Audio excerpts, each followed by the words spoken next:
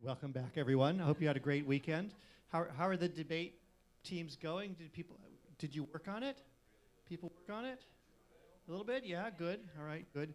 I've spoken to some of the groups who are already have like great things going on. So this should be really good. I'm really looking forward to it because the topics are fun and it's a good chance to go and work.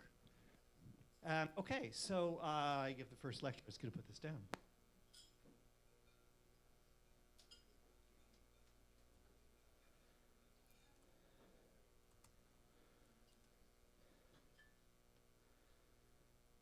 Okay, everybody can see. We're all set over here. A little worried about sound. Should be happening. Okay, good. So the topic for this morning is to sort of continue on with MRI. But, you know, I gave you a quick little primer, maybe too quick primer. And for the next hour or so, what I want to do is talk about some topics that are less obvious to people who are doing MRI. There are a lot of new methods out there right now, and many of you probably go to the scanner and you press the start button and you maybe adjust how many images you're going to take and leave it at that, trusting that somebody else has set up the parameters the way you want to.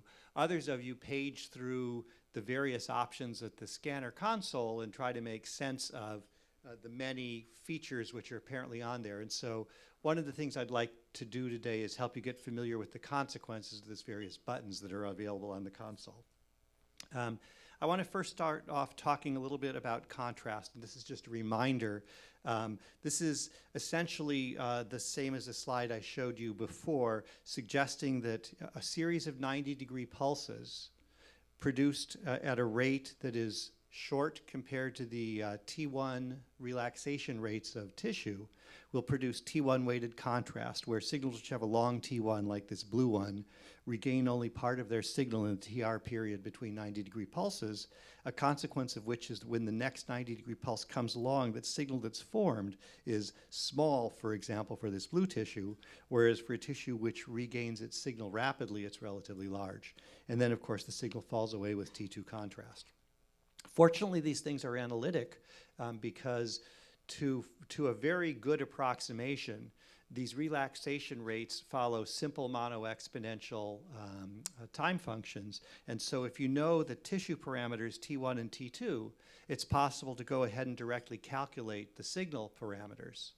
From that, you can turn around and say, if I want to maximize the contrast between tissues with, for example, two different T1s, I can go ahead and plug them into this equation, take its first derivative, find when the slope becomes zero. You know that math. And so we have that opportunity. One place in which it's useful is to kind of think about contrast from basic gray-white. And I did show you this slide before without the cool little animation, suggesting that there is some range of TRs where if the TR is very long, you can get most of your contrast by adjusting the TE.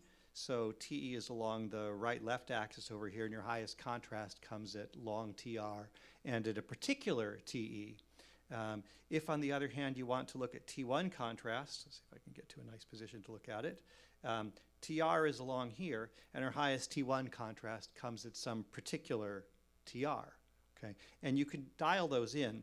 One way in which that might be useful for many of you is thinking about bold contrast, which is the oxygenation level dependent contrast. And as I noted, one of the effects of iron in the blood is to shorten the T2 relaxation rate, in particular the T2 prime relaxation rate, that which is associated with magnetic susceptibility effects. And so you start from a base T2 prime of the brain and shorten it. So when we look at the signal intensity equation relating to T2, you can see that because the relaxation characteristics essentially add as their inverse, that the single T2-like effect, which is shortest, is going to dominate the observed relaxation rate. So when T2 prime is the shortest thing, which it typically is in human scanning, T2 prime dominates the rate. One of the effects of bold is to take the T2 prime and shorten it somewhat. And so if you want to look at the change in signal intensity as a function of T2 prime, you can calculate that according to the equation I showed you before, and this is the plot. And if we, for example, started off with a T2 prime of 45 milliseconds in the brain and bold changed that by a couple of milliseconds to say 40 milliseconds, the peak contrast is going to come at a TE of halfway between those two, in this case about 43 milliseconds. So you can go ahead and say, well, what's the best TE to use for my bold scans? And it turns out to be effectively at the T2 prime of the brain. What's the T2 of the brain? Well, you can measure that. And these are measurements made of, this is just a simple multi-slice series where we went ahead and calculated T2 as a function of position. And you can see that in the brain, the longest T2s, even in these, bold type scans, are on the order of hundreds of milliseconds. However, it's widely different in different parts of the brain. For example, in the mesial temporal lobes, the T2s get pretty short on the range of 30 or 40 milliseconds. So your optimal TE turns out to depend on where you are in the brain, which is kind of messy. And so you have to be kind of careful about the consequences of adjusting your TE based on where you're looking in the brain. This is one of these many cases where when you do whole brain imaging, you're trying to ask questions like, where in the brain does X, Y, Z happen? And your MR scans are not uniformly sensitive to different parts of the brain. In fact, what happens is that if you adjusted the TE parameter wrong, you can find that the same amount of activation, like in terms of blood flow changes, is going to have different effects on your statistics based on the variations in T2 that are throughout the brain. So it's a subtle problem. Another sequence which you use routinely, although you may not be aware of it necessarily, is something called inversion recovery. In an inversion recovery sequence, what happens is that before you actually go ahead and make your signal forming pulse, before you apply a 90-degree pulse to the system, you first apply a 180-degree pulse, which takes all of the longitudinal magnetization and flips it over. So remember, the 90-degree pulse took what was effectively stationary magnetization and flipped it into the transverse plane where you had signal formed. A 180-degree pulse flips it all the way down, and you have no signal. Now, why would you do something like that? Well, what happens is that what you do is take the stationary longitudinal magnetization and now flip it all the way to the other side, which means it takes longer to go back to its equilibrium condition.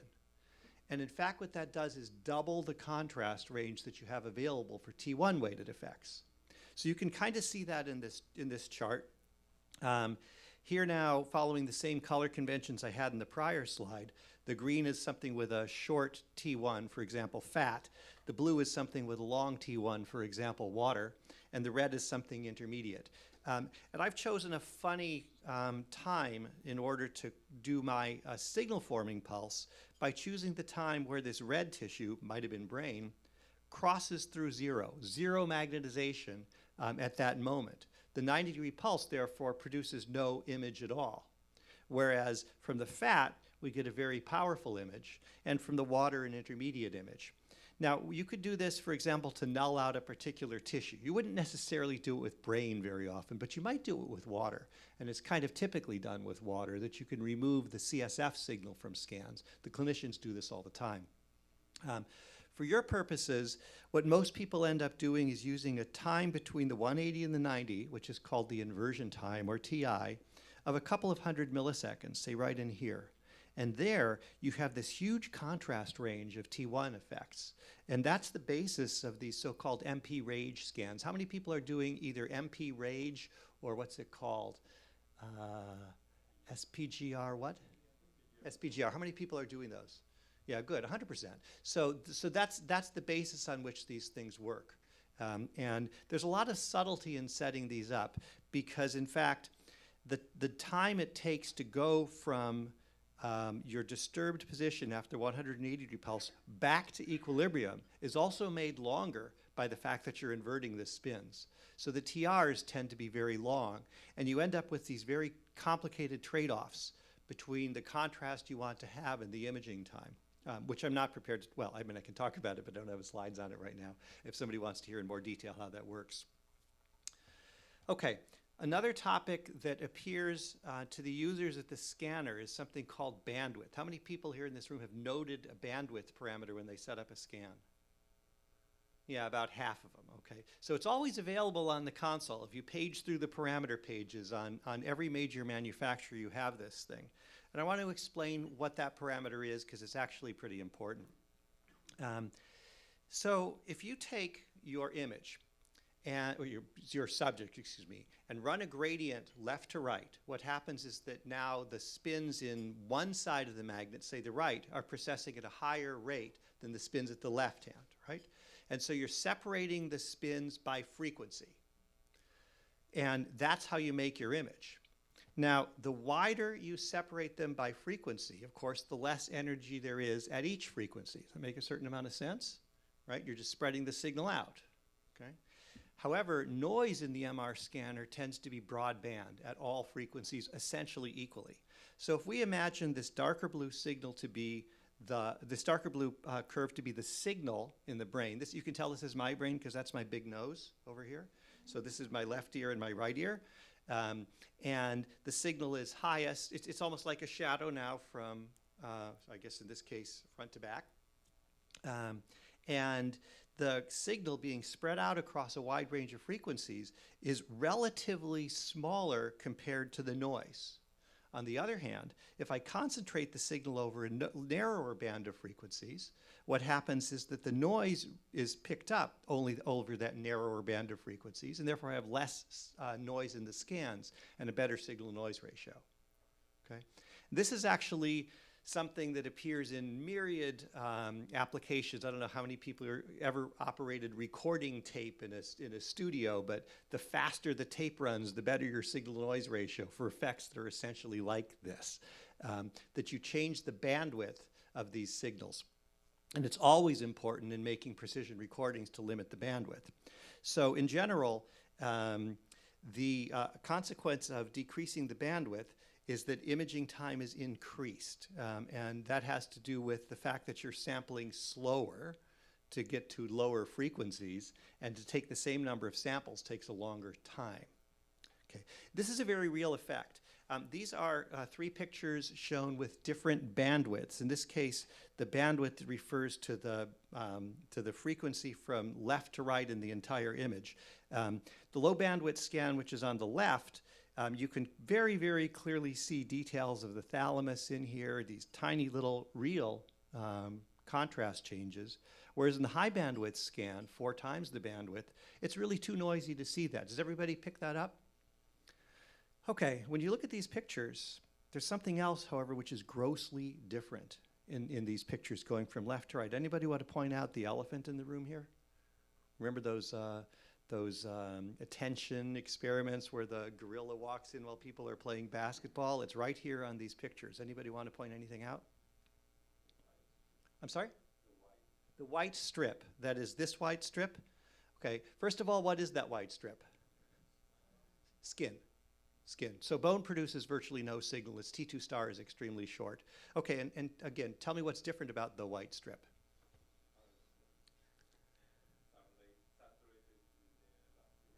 Yeah, so it's on the image on the left, it's moved way over from the brain compared to the image on the right.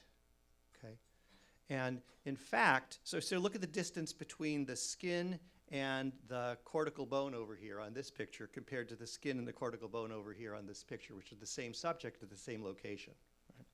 Right? So that's an artifact. It's an artifact known as the chemical shift artifact. And it refers to the fact that the skin contains a large amount of lipid compared to the brain, which is mostly aqueous. And so here's how that works. Chemistry, right? So this is, go back to high school with me for just a slide or two, okay? This molecule here, if I didn't say water on it, I imagine you'd know that this is water, H2O, okay? This is now fat. Fat is essentially made of long tails of hydrocarbon. So carbon, which has 4 binding sites, you remember, now is attached to, each carbon is attached to, say, 2 carbons and 2 hydrogens. These are covalent bonds. And in a covalent bond, what happens is that the atomic nuclei share the electrons that are around them.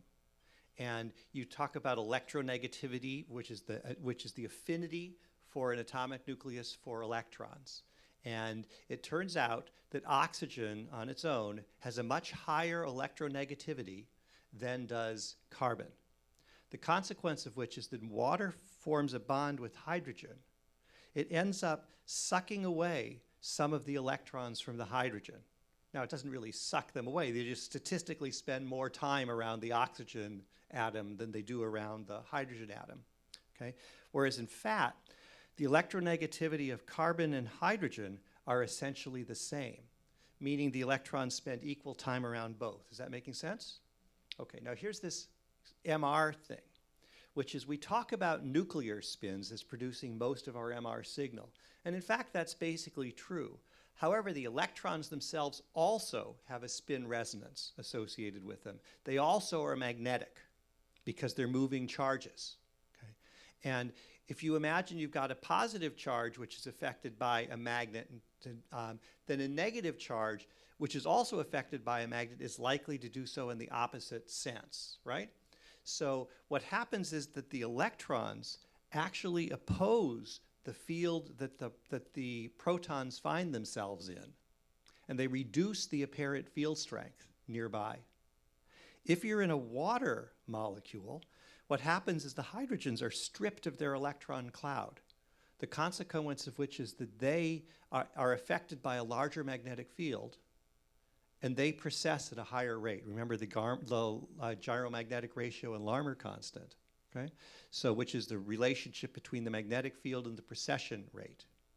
So the long story made short is that hydrogens in a water molecule have a higher MR frequency than hydrogens in a carbon molecule. If I go ahead and plot the MR frequencies in, say, a mayonnaise phantom, one of my favorite phantoms.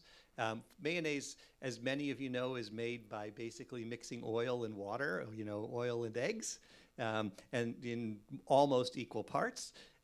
So what happens over here is that the water, and this is a weird convention having to do with spectroscopy, the water precesses at a different and higher frequency than the lipids do. Okay? We make sense of that? Any question with that? Okay. When you make an image, what you do is separate position by frequency.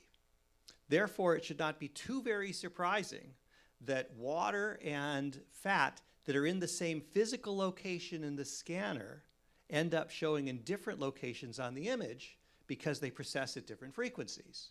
Okay? And that's the origin of the so-called chemical shift artifact, the thing I showed you with the sideways shifted skin. And it might also follow that the smaller the frequency difference between pixels on the image, the larger the spatial chemical shift artifact. Okay? And you can calculate this very easily. The fat water chemical shift is known to be about 3.5 parts per million. Meaning that if you were at 100 megahertz, that you'd have 3.5 hertz higher, 350 hertz higher spin frequency for water than for fat. And since there's a proportionality between field strength and MR frequency, you can calculate the chemical shift artifact. Now, if you have a fixed bandwidth, so many hertz per pixel, you could therefore calculate the displacement of the fat compared to water. And it goes up with field strength a lot, rapidly, linearly. And so here is now a less magnified view of that brain picture I showed you with the low bandwidth. And it's pretty hard to miss what's happened to the skin. It's in the wrong place. I'll just say parenthetically that all scanners, all commercial scanners now have the frequency axis going from anterior to posterior, not left to right. So the chemical shift artifact is anterior to posterior. Why?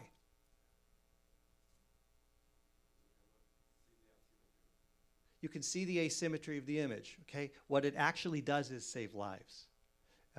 Because the physicians, when they look at a brain scan, look at symmetry.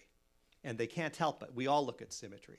And if you have a chemical shift artifact like this, and you're not paying attention, you might turn around and say, there's this ugly looking signal over here on the subject's left, your right, which isn't there on the other side.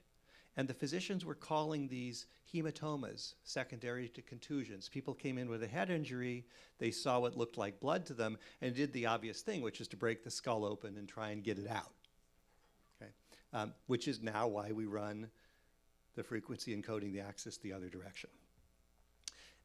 Now, things magnetize to different degrees, not simply because of their chemical shift, but because different materials magnetize differently. And we have a factor known as magnetic susceptibility, which is the magnetizability, if you will, of a sample. And here's a phantom which has a lot of physical structures in it, the dark area here is basically plastic, the bright area here is basically water, and water and plastic magnetize to a different degree, but the geometry of these things matters a lot for where the magnetic field lines go. So in this particular phantom, when the bandwidth is high, things look round and straight, okay? But when the bandwidth is lowered, that is more frequency difference per pixel, these difference in magnetizability produce clear and egregious shape distortions, okay? That is a huge effect on your particularly echoplanar images. It's the nature of echoplanar scans that their bandwidth along the phase encoding axis is exceedingly low. And therefore, they suffer a great deal of shape distortion. And so the bandwidth, for what it's worth in an echoplanar scan, when you're at the console, is controlled by a different parameter, which is the time between successive lines. And on the Siemens scanner, that's called the echo spacing. And unfortunately, I don't know what it's called on General Electric scanners or other scanners.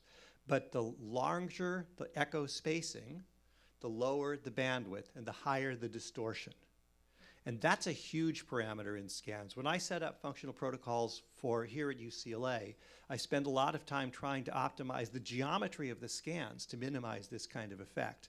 But there are a lot of trade-offs. A lot of engineering goes into the decisions for that. Any questions with that? And does anybody have any observations, seen this kind of stuff before? I'm sure you have. Okay. I want to talk a little bit about scan time. Typically, the amount of time it takes to produce an image is the product of the repetition time times the number of encodings that you do in the scan. In an echoplanar scan, the phase encodes are actually not really part of the imaging time.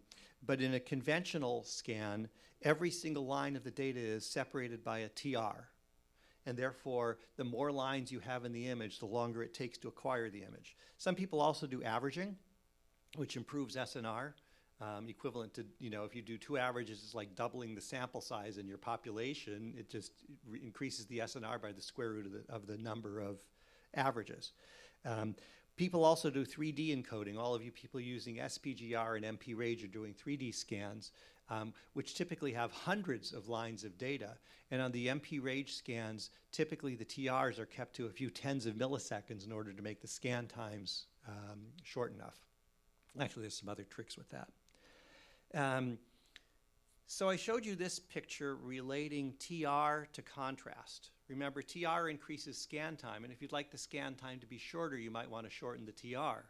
The consequence, however, is that it has gross effects on the image contrast, right? You can go from a proton density weighted scan to a T1 weighted scan, which have nearly inverse contrast behavior, and you can reach these horrible points where you have zero contrast in the scans by choosing the wrong combination. So shortening scan time by just adjusting TR is really not a very effective way to fight the battle against scan time, because you're changing contrast in ways that you don't really have direct control of. Now, some years ago, many years ago actually, a gentleman named Erwin Hahn figured out that there is an advantage you can get from not flipping the spins by 90 degrees, but instead by flipping the spins by a smaller amount. And it goes like this. When you flip the spins 90 degrees, you clearly get the maximum signal. You take all the magnetization and make it transverse, okay? If you flip the spins by 30 degrees, that is a third of the way, you get half of the signal. because the sine of that angle, sine of 30, is a half, whereas the sine of 90 is 1, right? So from some simple geometry, you can see that a small flip angle produces a disproportionately large signal compared to the amount of rotation the spins have made. Now, why does that matter? Well, because every time you rotate the spins away from their equilibrium condition, the amount of time it takes for this, the amount of magnetization they lose depends on the flip angle. If I produce a 90-degree flip angle, all of the longitudinal magnetization is gone.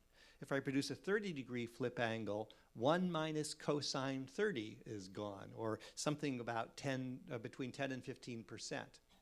Not surprisingly, the amount of time it takes to recover your longitudinal magnetization is shorter with a 30-degree flip angle than with a 90-degree flip angle, right? Maybe 90% shorter. Okay? So here's a plot of the relationship between TR and, TR is the ratio of TR to T1, normalized by the T1 of the tissue, and the signal vertically as a function of flip angle.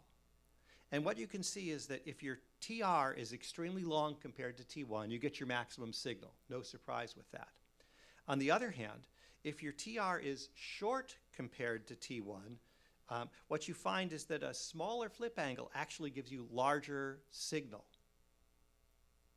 And so on as you go to shorter and shorter flip angles. And when you start to get to really, really short TRs, tiny fractions of T1, say a tenth of T1, you will have, at 20 degrees, 3 times as much signal as you would have with a 90-degree RF pulse.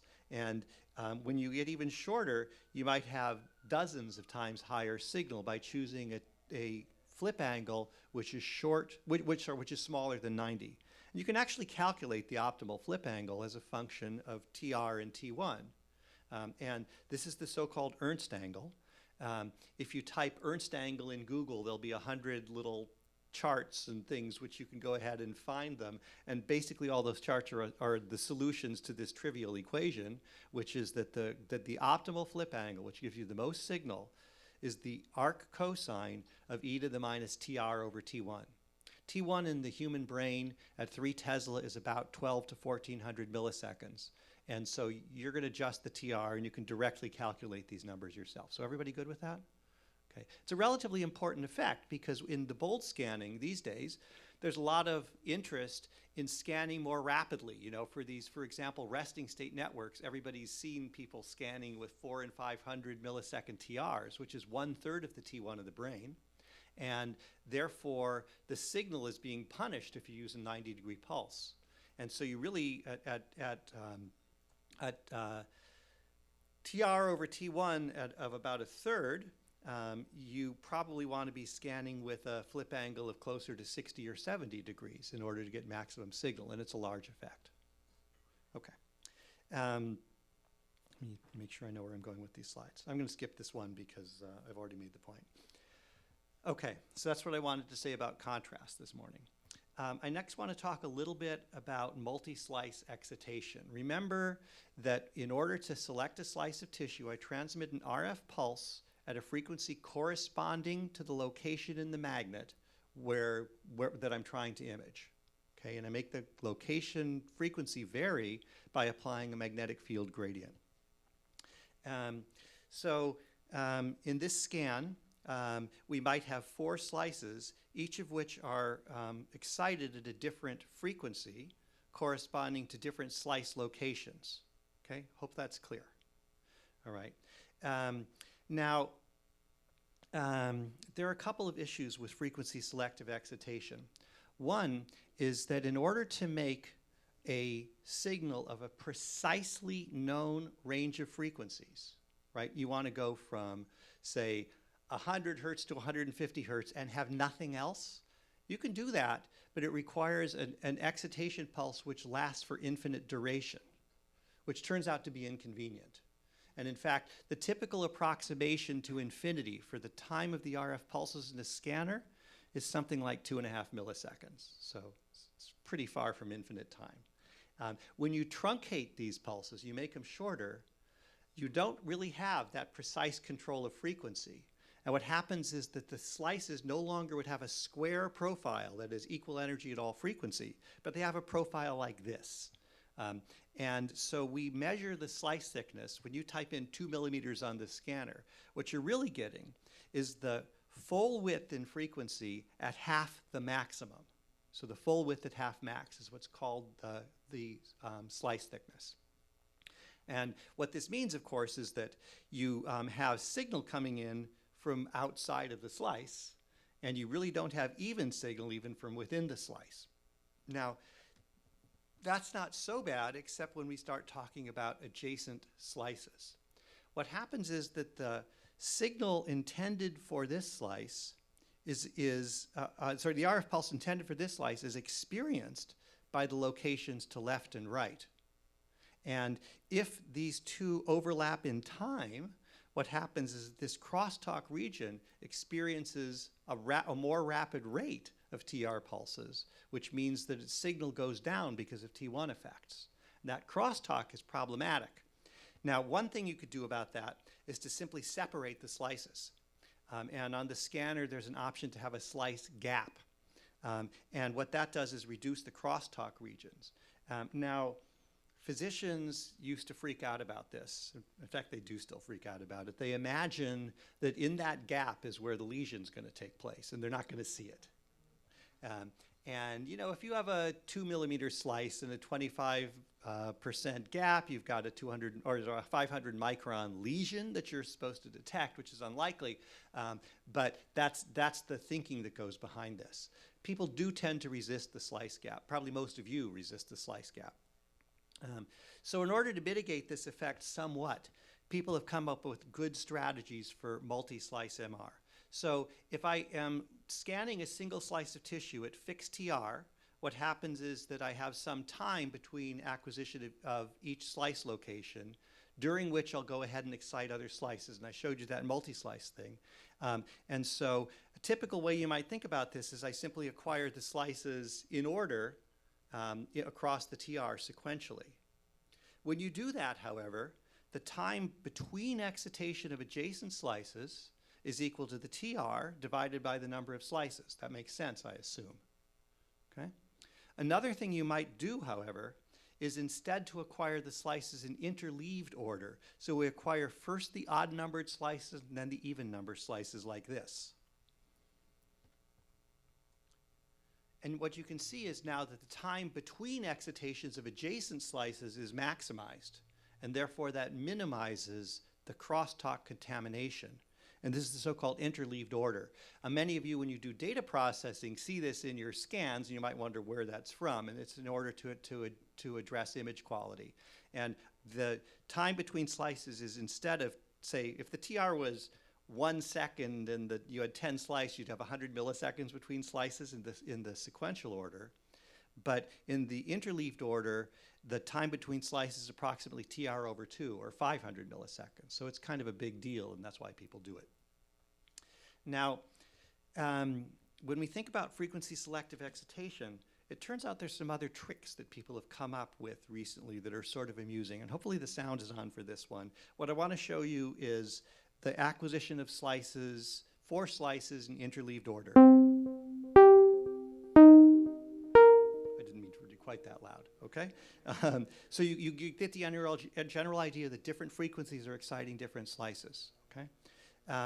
Now, there is now a technique known as simultaneous multi-slice imaging, SMS, or multiband sequence. And I want to spend a couple seconds explaining how that works, because it will be in all the commercial scanners in the next year, and many of our scanners now. How many people, by the way, are using multiband sequences?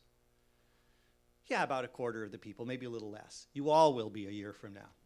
And the idea is this, that if I have different frequencies associated with each slice, like this, I could also play them together as a chord.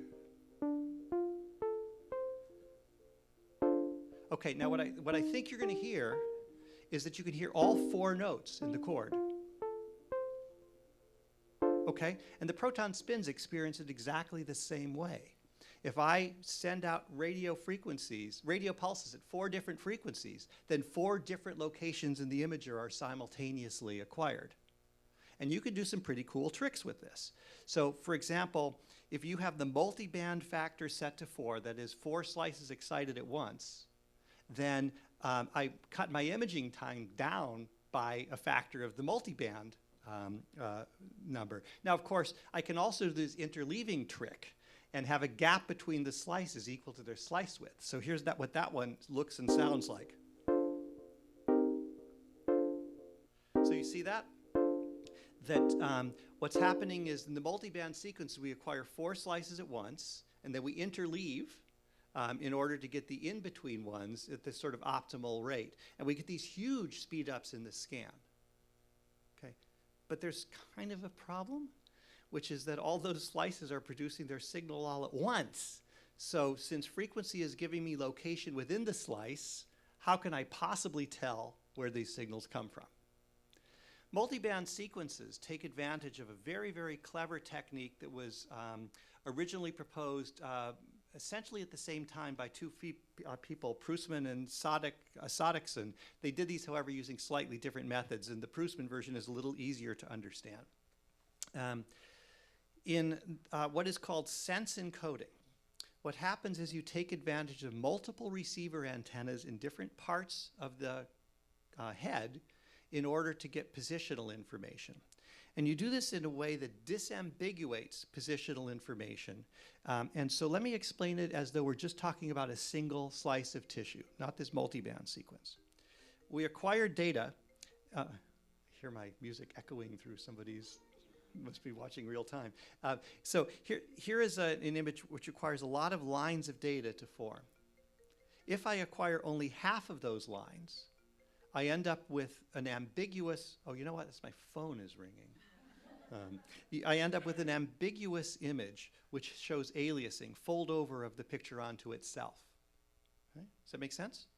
You acquire it at, well, I didn't really describe aliasing. You acquire a time-varying signal too slowly, and you end up with an ambiguity about the frequency, which in this case looks like this. It's like you flipped the picture around itself. If, on the other hand, you have antennas in different parts of the image, which is different receiver profile, different sensitivity shown here as a function of position, what happens is the same location shows up with a different signal intensity in the 2 coil outputs. And therefore, you have positional information essentially related to the ratio of the signal intensities from the 2 coils. And with that, you can take these aliased images, here from a coil on the front and here from a coil on the back, and disambiguate them and get a full picture. So that's what is known as sense encoding, sometimes called GRAPPA on the Siemens scanner. There's yet some other bunch of terminology in the different commercial products. I'm afraid I'm principally a Siemens user, so I don't really know the acronyms on the other scanners, but people will have seen this. Because this is now a very popular and important technique because it reduces imaging time, smaller number of lines of data. Likewise, you can use this technique in the context of multi-band, multi-slice imaging to disambiguate the slice locations because you have different antennas throughout the head. And so here is now receiver profiles from an 8-channel RF coil. In our scanner right now, we have just purchased a 64-channel RF coil, which does further disambiguation and allows us to get even faster imaging times. And these, of course, can all be combined, multi-band and multi-slice and GRAPPA and sense encoding, so we get these radical improvements in imaging time. Another way you can address imaging time is by using multi-echo scans. So this is now the raw data space in the MRI, and you'll remember that each line of raw data is collected at a separate TR in conventional encoding, and therefore my scan time is the product of the number of lines times the TR. Okay? However, I showed you a little animation where you can form a spin echo with a 180-degree pulse, and then if you follow that by a second 180-degree pulse, you get another echo. Right? People remember that? So here's the effect of one 180-degree pulse, which forms an echo here. The signal actually reforms in the transverse plane, at which point and then decays. If I flip that whole system over, the signal reforms again at some later time, a second TE. Now you can carry that to large extremes and have a large number of 180-degree pulses, each of which forms an echo. The magnitude of the echo decreases with T2, but if these things are happening relatively rapidly, that magnitude change is less important. So you can actually populate the raw data space by encoding each of these different echoes differently with the gradients. And so, for example, in a 7 echo series like this, you can get 7 lines of raw data acquired per TR. So now the scan time becomes the TR times the number of lines divided by the number of echoes. So you have 12 echoes, you end up with a 12 times speed improvement in these scans. This is the basis of what's called fast spin echo scanning. It's also used in something called T2 space scanning on these various cameras. It is absolutely part of the standard armamentarium for clinicians using scanners right now. T2 scans, when I started in this business, were taking 30 minutes. These days, with techniques like fast spin echo, they're taking 3 minutes, which is sort of a big deal from the perspective of patients and throughput. Questions there? Good. Moving along. Okay. And of course, you can do this multiple times and get more and more lines of data from this, right? Okay. We recently had our scanner worked on, which gave me the opportunity to collect some nice pictures. And I was thinking about doing a lab tour over for this course, but it turns out to be clumsy with this many people in it. So I thought I'd let you get a look at the inside of an MR scanner and get some idea what's going on. Here the left side cover is removed, here the right side cover is removed, and the patient table is removed. Here we've stripped it down even further.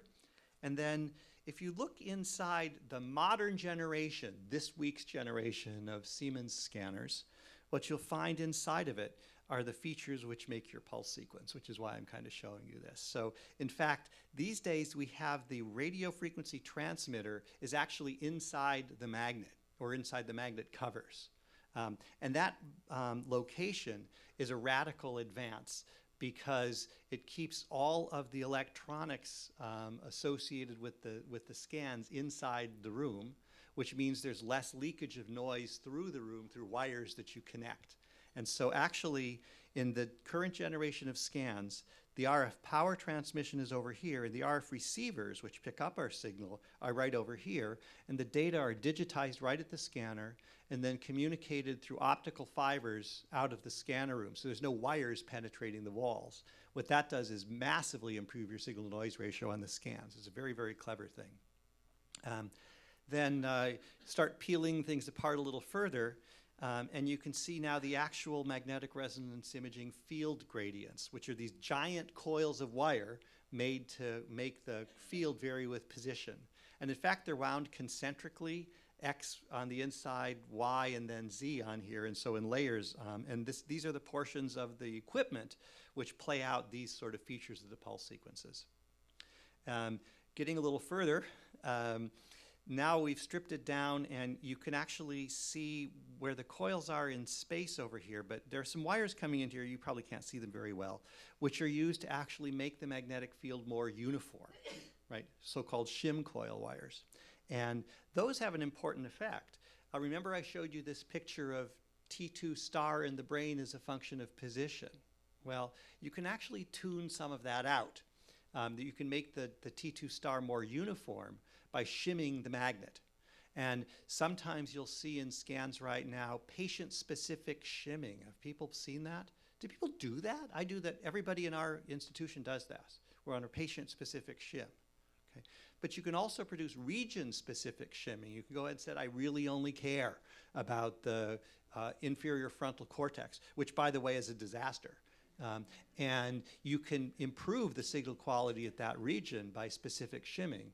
It turns out at the cost of signal quality elsewhere, which is part of the reason people don't do it as much. Is that a question? I'd love it to be. You can measure the field as a function of position. And if people want to talk with me later about how to do that, it's a bunch of cleverness in order to do that. But you can see that the distortion of the field as a function of position is the cause of major signal dropouts in certain parts of the brain. So this kind of region-specific shimming can have a large effect on your ability to do imaging. That is, if there's no signal, it turns out you really can't see functional contrast in that signal. The final couple of slides, I want to talk about some measurement parameters which you probably should be doing in your own lab. Was that a question? Yeah, grab the mic.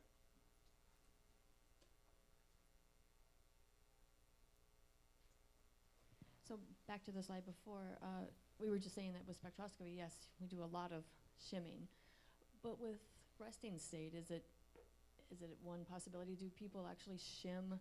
I mean, I know you can shim on the whole brain, but is it a smart idea or maybe a wise idea to think about shimming on the regions that we have so much trouble getting in addition to, say, field maps? So it's a very good question, and it really depends on your sort of thoughtful examination of what the research question is. If you're doing canonical resting state scans, what typically people want to think about is what's happening across the whole brain. And so you don't want to have any particular region go away. And when you do a whole brain shim on the magnet, that's probably the ideal situation for you. In fact, what the scanner does is a whole head shim, which is maybe not quite as ideal. And you could do a region-specific shim just over the region of the brain, and you can actually ask the scanner these days to shim on a particular volume. On the other hand, if you're interested in the resting state connectivity of the hippocampus to itself, you might be very, very well served by making a region-based shim that just included those regions of the brain. And it would be at significant cost to your ability to see networks throughout the brain. So does that answer your question? Yeah, okay. Good question. The bold scans, we typically are looking at tiny signal changes. A couple of tenths of a % in the signal is really not unusual for people to report, although it's probably silly, but people do that. And we look at fluctuations over time. But if the scanner fluctuates in signal over time, it's adding excess noise variance in this, and which makes it harder to detect. Your detection power goes down as your variance goes up. So at our institution, we run a quality assurance protocol essentially every morning in which we assess the stability of the scanner as a function of time. And these are kind of the raw data plots you might get from that QA protocol. Here is a good day on a good scanner. We can see that now measured as the % signal change per unit time on a phantom now, right, which shouldn't have any. You see fluctuations of a couple of tenths of a %. We typically look at the peak-to-peak variation, and our nominal spec is about 0.2% peak-to-peak is what we'd like to see. Other scanners, this one happens to have been down the street from us, you can see that the peak-to-peak variations are approaching 1.5%. That's a bad day on a bad scanner. Here's a scanner, the red line, that I visited actually in Finland when I was asked to try and help people out with their functional imaging protocols, which were not going so well. And that scanner, we were seeing about an 8% peak-to-peak variation in the signal. Now, if you're trying to measure a tenth of a % on a person when the scanner is bopping up and down by 8%, good luck. Good luck. And for what it's worth, this was a very easy scanner to fix. It turned out that just by looking at the pattern of signal intensity variations, if you knew anything about vacuum tubes, which oddly enough I do, it was possible to immediately figure out that this was a tube which had to be replaced, and then converted the scanner to this blue line over here. So you know, these things actually can be fixed, which is the reason we do the QA protocol every day. So we look at these things, we have a spec, we report the spec to our service person if it's out of it. Yeah, there's another question back there. Can you get the microphone to this gentleman? Hey, wait for the mic, please.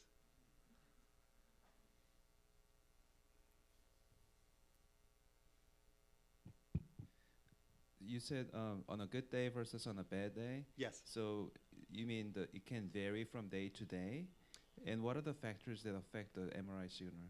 Yeah, okay. So good question.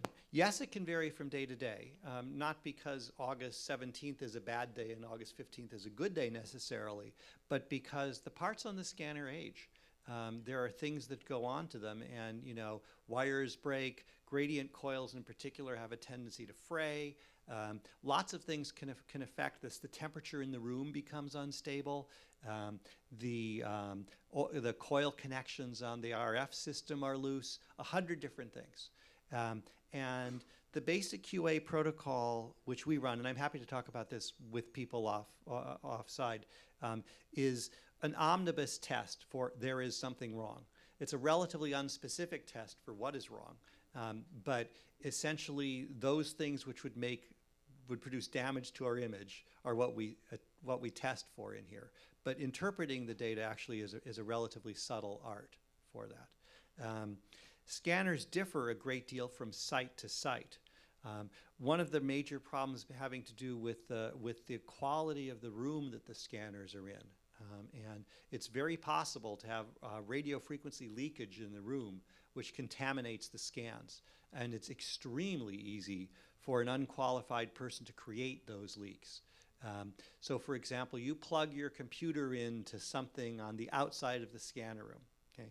And computers, as you know, have things switching in them at millions to billions of times a second in the radio frequency ranges that we scan. Power is drawn by your computer. And the fluctuations in the power that's drawn by your computer appear in the power line for the computer, which can leak their way right through a badly connected audio connector or video connector into the scan room and produce these kinds of troubles.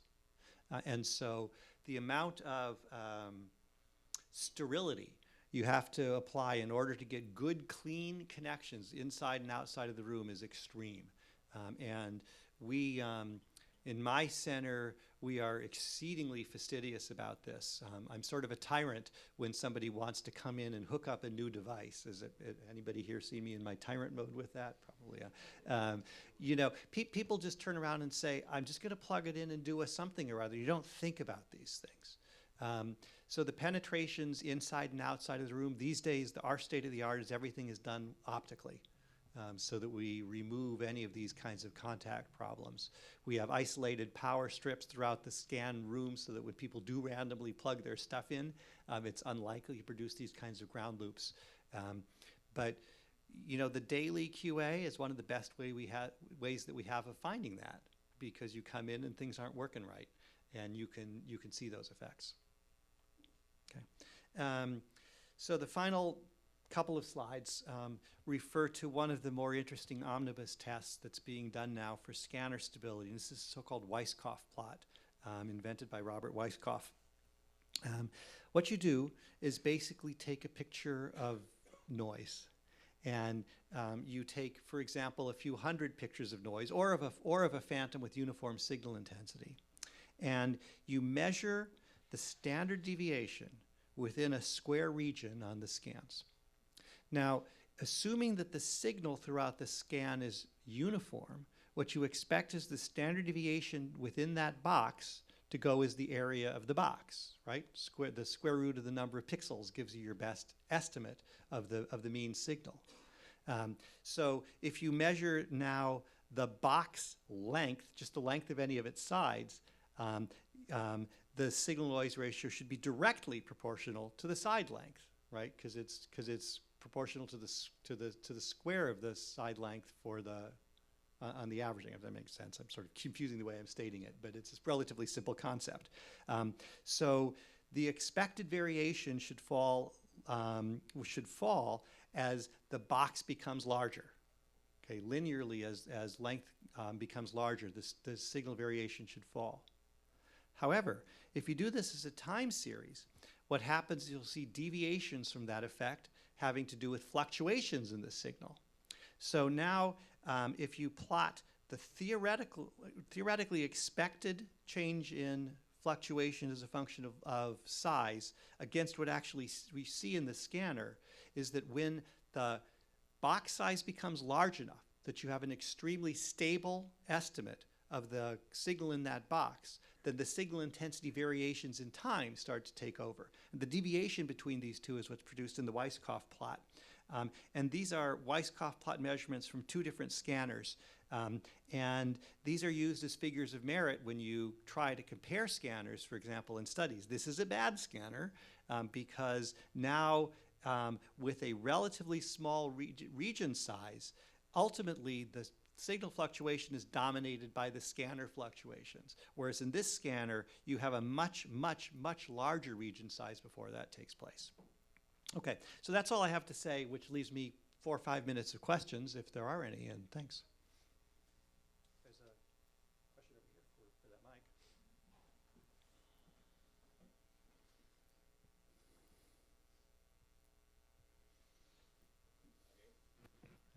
Yeah. Okay, thank you. Here's a qualified MR physicist, so this was probably not all advanced topics for you, but that's fine. Yeah, so okay, I have a question. My data has a TR of 2.9 milliseconds, and I've Milliseconds? Right? No, seconds. Yeah. Sorry, Okay. Seconds. Right. Yeah. Okay. One can do that. No, I no, just no, was yeah. trying to be clear. No, and in articles I see sometimes TR of 1 second. Yes. And so I'm wondering, is my data then 3 times worse than data that has 1 second, or is it a square root of 3 times worse? Or I mean, if they use these kinds of partial Fourier and sense, multi-slice, doesn't it have any cost, or is it? Yeah, okay, so a good question coming from somebody who has the tools and wherewithal to answer these. Virtually all of these effects, the contrast effects, are analytic. So you can go ahead and say, you know, I know the brain's T1, I can figure out what TR is going to be the maximum signal, and if the signal-noise ratio is dominated by a constant noise, then I just maximize the signal. My SNR is highest. At 3 seconds of TR, you're going to have a much higher SNR than somebody else will with a 1 second TR. All other things remaining equal. Yeah, okay. However, in practice, at high field strengths like 3 Tesla, the signal-noise ratio is really not scanner dominated. It's pretty much dominated by signal fluctuations in the subject. And so what happens is that if you acquire 3 scans that your colleague is doing at a 1 second TR, and the time it took you to acquire 1, what happens is they have the square root of 3 better estimate of the signal at every location in the scan, because those local fluctuations now are averaged out. Okay? Now, that becomes even more subtle when the person in that scanner is doing a task, because now you have other fluctuations which you're actually trying to resolve from this. And there, people push to a TR, which is optimally related to the rate of change of the signal inside the head. And in the bold activation scans, as we talked about on the first 2 days of the course, there is a sort of a natural time course to the signal intensity changes, which people will call the hemodynamic response function. The HRF, from a signal processing point of view, you can consider to be a filter, a frequency filter. And it's a frequency filter that you would calculate by convolving the HRF with the signal time course, or multiplying them in Fourier space. And that convolution will show you what frequencies bleed through once you have the HRF there. Okay? And there's an argument that there's not a lot of point in sampling too much higher than that, because the intrinsic fluctuations of the brain aren't going to be visible when you do this. So it's an exceedingly difficult trade-off. Other parts of this thing are completely non-analytic. When you do the sense encoding, okay, unfortunately, the coils do not ever operate completely independently. They're always coupled to each other by inductive coupling, if nothing else. And that coupling turns out to depend on who's in the coil, because you change the current paths within the coil, and therefore you modify the inductive coupling. And so when you do those sense encoding things, the scanner makes a guess about the sensitivity profile. Usually it's a guess that's based on scanning a phantom, and then it tries to disentangle the data based on those estimates. As you increase the channel count, you end up with a more and more complicated series of overlap, and the efficiency of decoupling does not go up linearly with the number of coils. Okay, so tough, long answer to that question.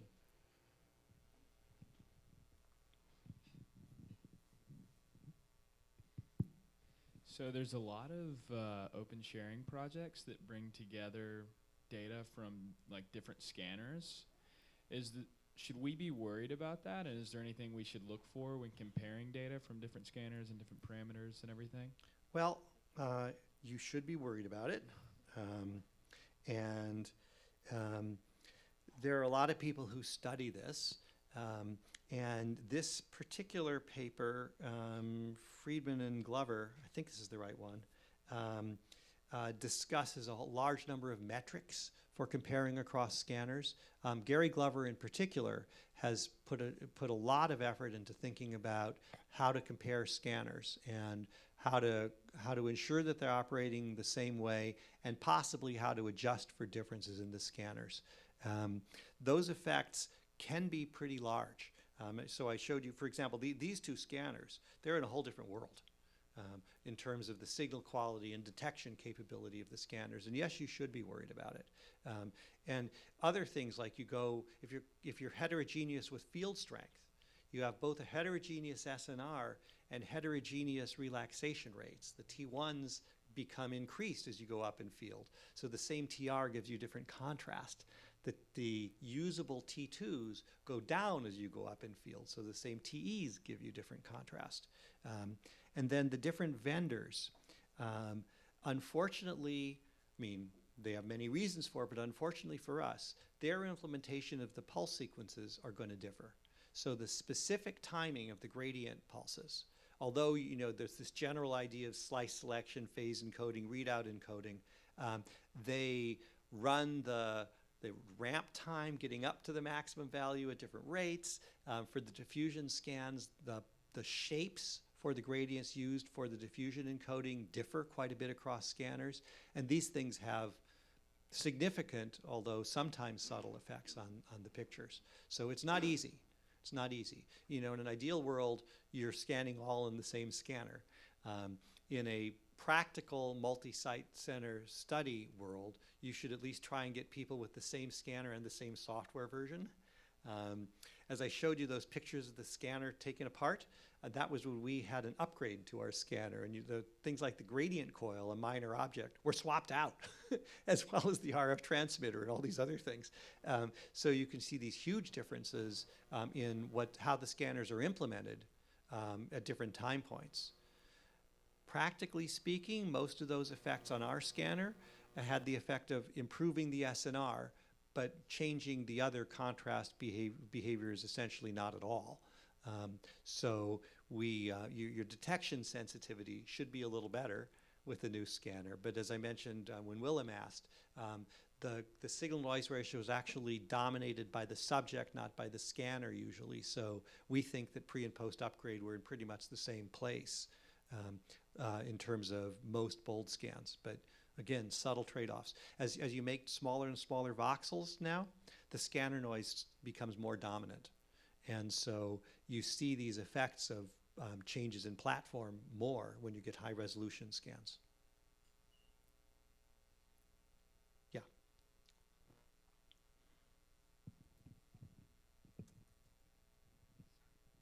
So inside our head, is there any places we can roughly use at somewhere basically what you expect, so you can have a comparison between subject taken from different scanners, so have an idea of how different the scanner effects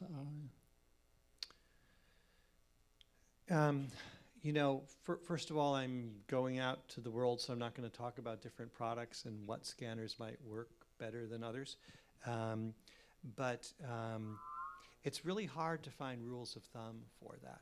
It's really hard because it's not ever simply a matter of this scanner is better than that scanner. you know, in terms of like brand X and brand Y are systematically different. It's versions and installations and rooms and other things. So what I mean is, so, you know, after taking the images from the head, so if we know roughly that a certain part of our head, you expect a very little real signal change. So use that as a common factor between the images taken from different scanners. So have an idea of quality comparison across Yeah. you know, completely different images. So when people do multi-site comparisons, what the physicists always want to do is stick a phantom in, because the phantom's the same. You know, it doesn't fluctuate at all, so don't worry about what part of the phantom you're looking at. When the experimental cognitive scientists, the neuroscientists get involved, they typically want to go ahead and scan the same subject in different scanners. And this is based on the notion that anything that's subject specific as an interaction might be something you can detect. The advantage and disadvantages of both are somewhat complex issue, because me scanned in, you know, Tübingen,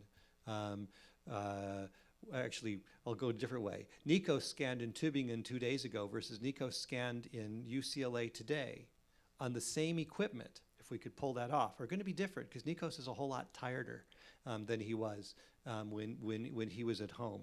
And the consequences, you do see subject-specific variations, right? I mean, I had coffee, different time of day, didn't like the person putting him in the scanner, it's cold, it's hot. So those are, I mean, you know, it's again, you probably want to look at Glover's work on this, where he really has actually studied this in some detail. That's probably the best point for it. Okay, I see from my happy calendar over here that we are on a break. We have a slightly longer break set up for us right now, both to have questions for here, and also because Dr. Logothetis is going to be addressing us from a different room and location. And so this gives us time to amble over there. Okay, and I want to take a quick look in my own notes and make sure that I know which room we're going to. So give me 1 second. NRB, okay, great. So NRB is the same room that you went to for Dr. Poldrak's talk. It's a roughly 10 to 15 minute walk over there, and I guess that we have therefore a relatively long break. And I'm happy to sort of in an informal way just go ahead and do Q&A on this stuff if people like. So thanks.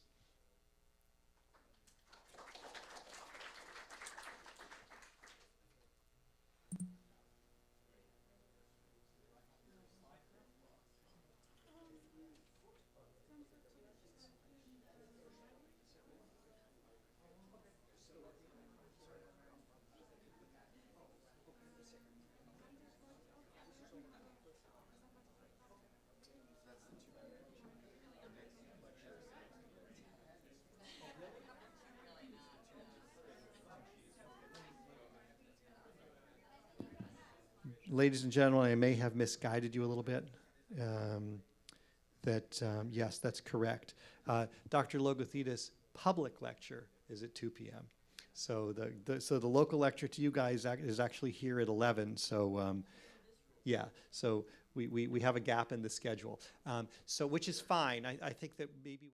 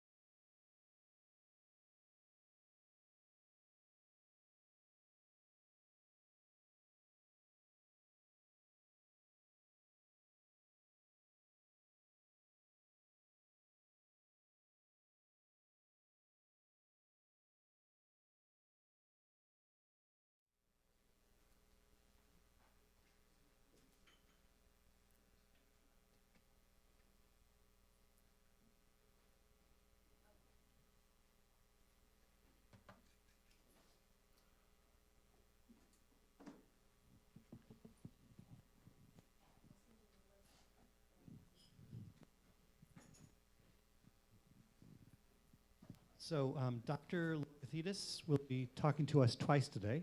And the first lecture is for you folks only. The second one is our more public lecture. And so I'll refrain from the exhaustive introduction here that I really want to give to Dr. Logothetis, who has been an outstanding contributor to our understanding of the brain, particularly of the visual system, where he made his initial forays. But his most cited papers are actually having to do with biophysics and the relationship between the MR signal and the electrical signal of the brain. He is very kindly consented to come and talk to us today on his topic of DES MRI, direct electrical stimulation, and functional MRI, and later today on a broader topic of net fMRI. He's visiting us officially from Stanford University today, where he's in residence for the year, but is a director of the Max Planck Institute at Tübingen in Germany. And Dr. Logothetis. Many thanks, Mark. Many thanks for the invitation. It's great to be here and talk with some of you already. As Mark told you, I'll be talking about two things that are completely independent, basically research directions. They don't have much to do with each other. Despite of that, I tried my best in the last few hours to separate even the introduction so you don't hear the same thing two times. But I may be missing things out in this way, so if you have any questions during the talk, please just interrupt immediately and let me know, and we can discuss everything. So, the direct electrical stimulation, fMRI, as you realize, is a methodology to study connectivity in the brain. And I want to tell you that the study of connectivity is by no means yet another fashionable direction. You know, there are a lot of things people get excited about, and oh, it's trendy, and we have to study connectivity. That's not the case. In fact, actually, it's a must. It's a must-do kind of thing if we ever want to understand the brain.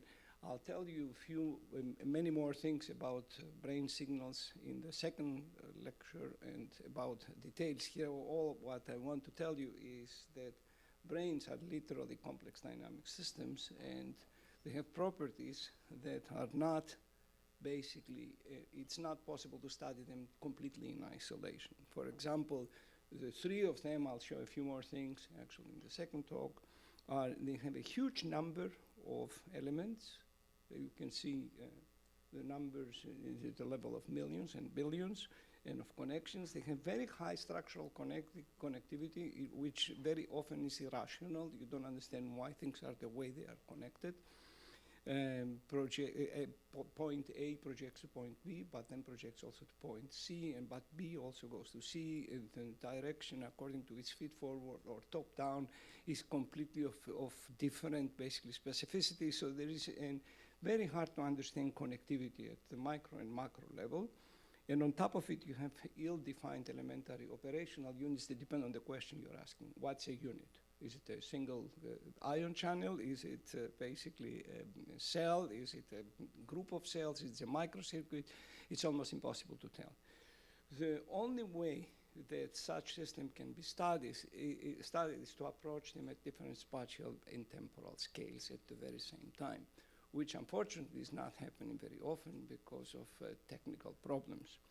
So the attempt that we did here to combine, as you're going to see, electrophysiological methods with imaging methods is one direction that is promising, although it of course has also a lot of limitations and a lot of problems.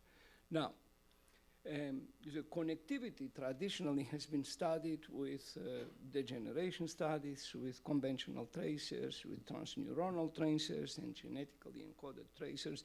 They give you an incredible specificity and very, very high spatial resolution. It's really a wonderful approach. But the problem, as you may know, all these methods require fixed tissue. That means you have to kill basically the animal and do post-mortem analysis. So it's impossible to use these studies for some kind of synergistic basically activity between anatomical connectivity and dynamic or effective connectivity that you can learn through physiological things. And it's impossible to constrain your physiological data because you do what you do, then you have to kill the animal, and then you have to do the studies, then you start with a different animal, it's a different condition. So what you can do is you can use, of course, you're the best to know, there are a lot of very nice and sophisticated methods that tell you a few things about connectivity, whether these are basically the resting state studies or they are things that rely on DTI and other anatomical methods. But these methods have also limitations because you have certain degree of spatial resolution and you cannot go into details, particularly if you go into the areas where basically the anisotropy in diffusion happens to be actually much less because you have a lot of neurons and very few fibers. You can use paramagnetic tracers. We have been using these manganese-enhanced, basically, MRI, magnetic resonance imaging. They are very good, and we've been using them for over 10 years, and we improved all the pumps and all the materials that you need to do it. But also, again, there are certain limitations because there is that much you can use that without, after 2 or 3 or 4 applications, actually start causing some kind of damage in the tissue. So the last methods that appear to be also limitations, I'll say it from the beginning, but they appear to be much more promising are the direct electrical stimulation in the magnet combined with fMRI, and also the neural event triggered fMRI. That's going to be the topic of the next talk. Now, today we'll be talking about this, and what I want to say is, first of all, what you can do. We are interested entirely in basic research.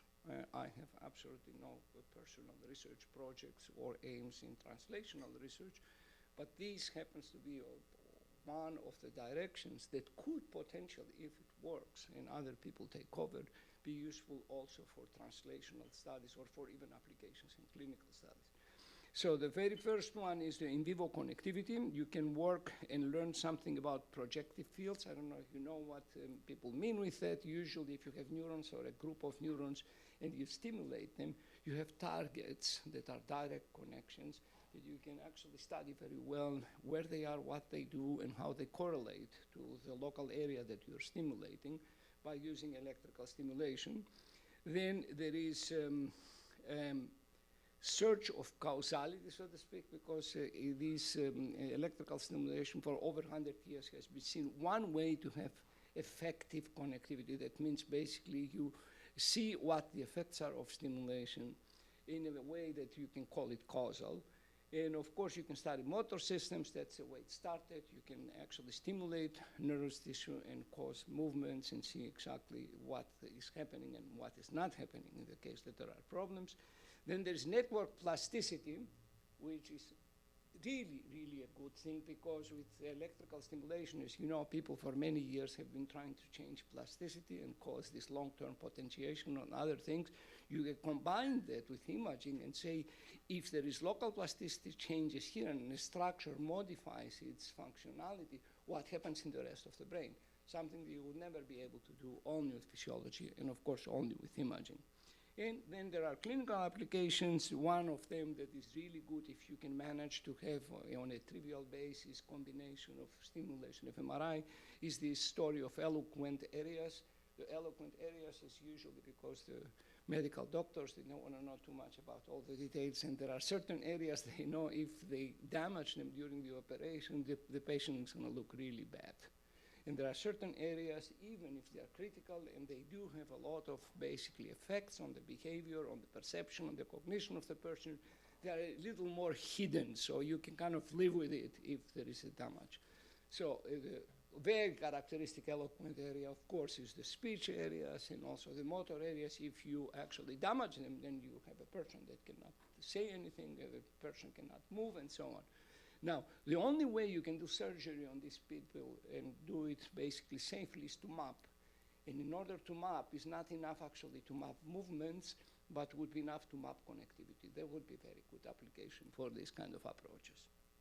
Now, to do all these things and combine imaging with direct electrical stimulation, the very first thing we did, actually, to be quite honest, when I first started about 20 years ago almost, the idea was to combine physiology with fMRI, which we still do and will be doing, and it's going to be also the topic of the next talk, because we wanted to record and have basically a micro-scale information combined with macro-scale that is basically whole brain activity. And we started by putting together the systems that you see here. They are all high-field scanners. This is the 4.7 scanner, and this is basically the 7 Tesla scanner.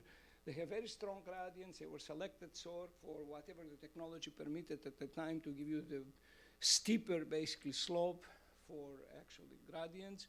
And they also have, they are also basically shielded so that they don't affect basically the environment. It's going to be full of different types of other equipment.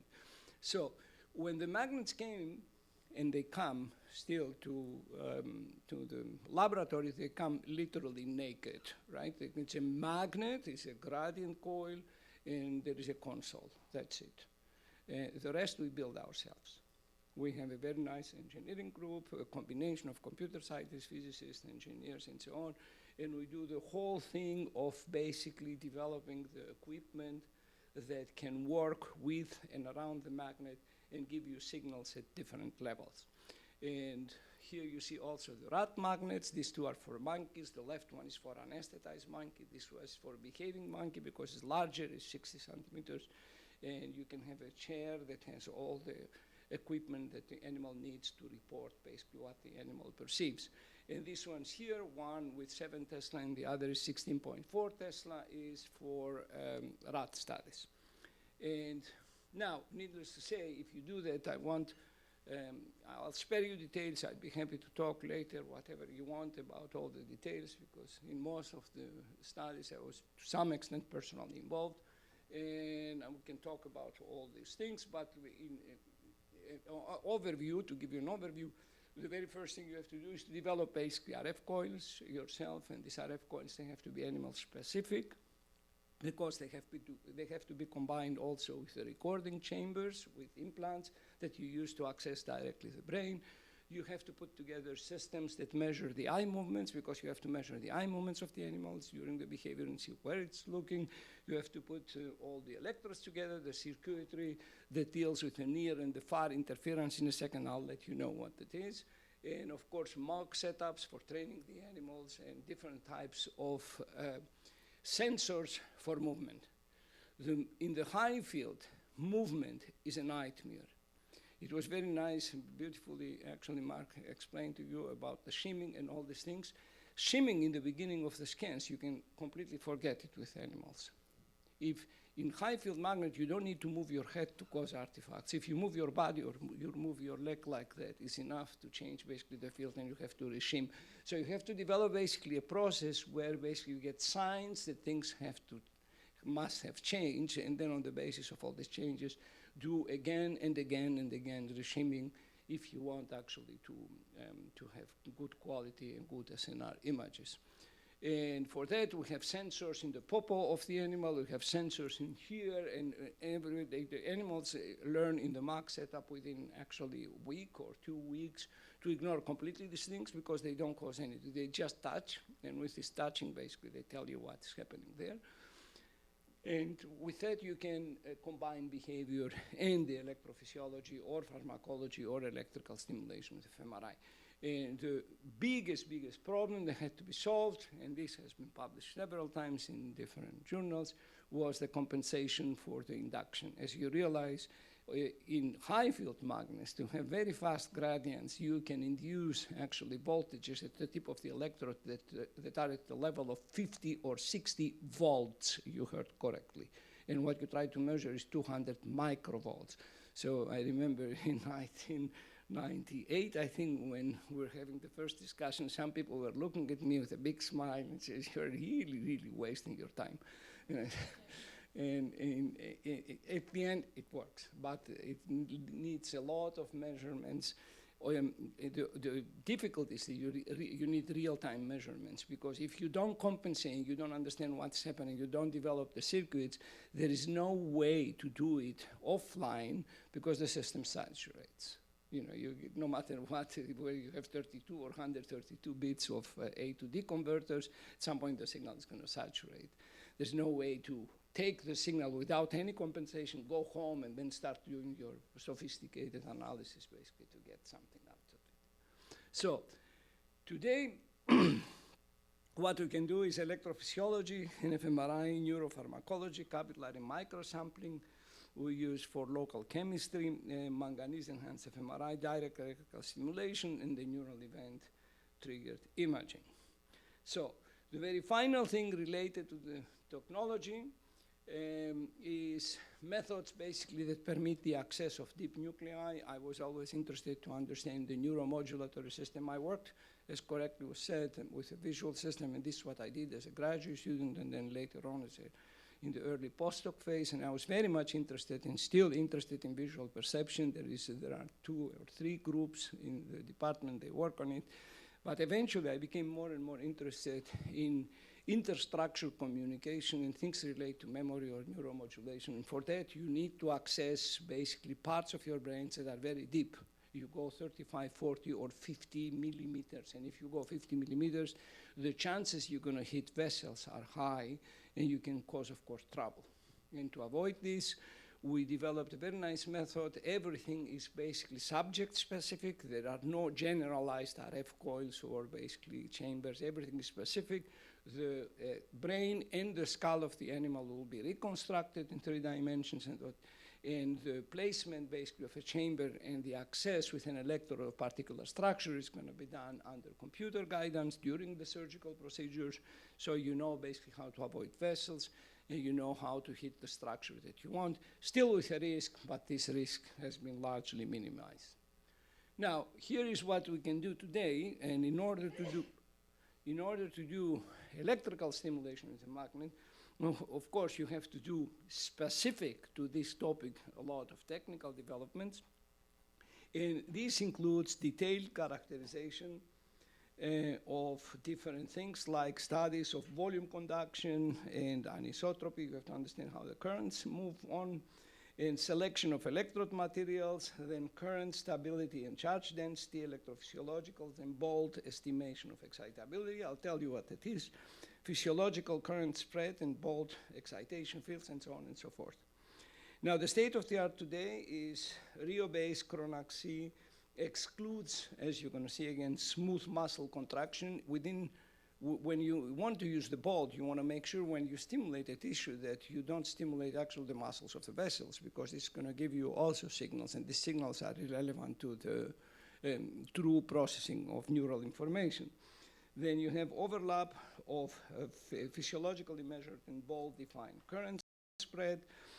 Bold fields are only by 2.5 millimeters. You expect that because of the relationship of the bold to the field potentials rather than to the spiking activity. And the positive bold reflects actually field potentials, and the negative reflects mostly drops of MUA, basically population activity.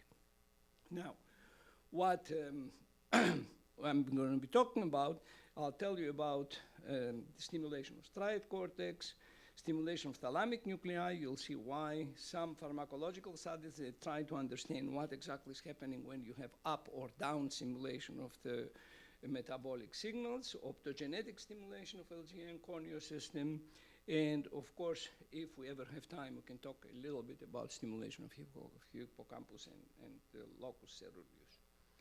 Now, we start with a visual system. Are there people here that have been working with that? Is this too boring? Should I skip it? Yes or no? Should I continue? Yes? Okay, all right. So here's everything wonderful except my access to the screen.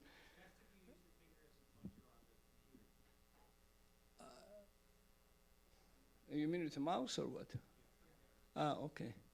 Yeah, I'll try with this too, okay. So in all cases, all right, the information, the visual system, yes, it starts basically by light entering the retina. You have in the back, basically here, the retina. We have different kind of cells that do amazing things before actually they send a signal to the thalamus. But in the end, after doing all these amazing things, they end up sending basically action potentials, activation, boom, boom, boom, boom, boom. It's like a firing, and it goes towards the center of the brain. And as you may know, any sensory information from any system has the tendency, there are rare exceptions in certain cases, to go to what people call the thalamus. This is, by coincidence, a Greek word that means actually space, but in Greece was used in a way that it means pre-space. It's like pre-thalamus, you know, which means that people are coming there, you tell them, okay, sit here, please, and then after, you know, the turn comes, they have to enter into the appropriate room and talk more and do whatever they want to do. So this is the way it's called thalamus, and the information goes first to the thalamus, and from the thalamus that goes back to the cortex, to different areas, up to the cortex, back to the cortex. The visual information goes from the retina to the lateral geniculate bodies, right and left, and from there with this huge, basically, projection, optical radiation, it goes to the back of the brain, and this is almost identical in humans and monkeys. It's the best, basically, experimental model, the monkey, because the whole organization, as you're going to see, the hierarchical organization, the topographic organization, are probably indistinguishable. The only difference is the representation of the central visual field in the monkeys is in the lateral surface between, as you're going to see in a minute, this lunate and the inferior occipital sulcus, somewhere here. And in humans, because there was a huge growth of the frontal lobes, this is pushed backwards. And in the humans, basically, the representation of the visual field is almost in the pole of the occipital lobe. But beyond that, actually, the initial organization is practically identical. Now, what is interesting and made this system so appropriate for debugging, so to speak, the electrical stimulation of the magnet is this hierarchical that I'm going to tell you, but also this topographical organization.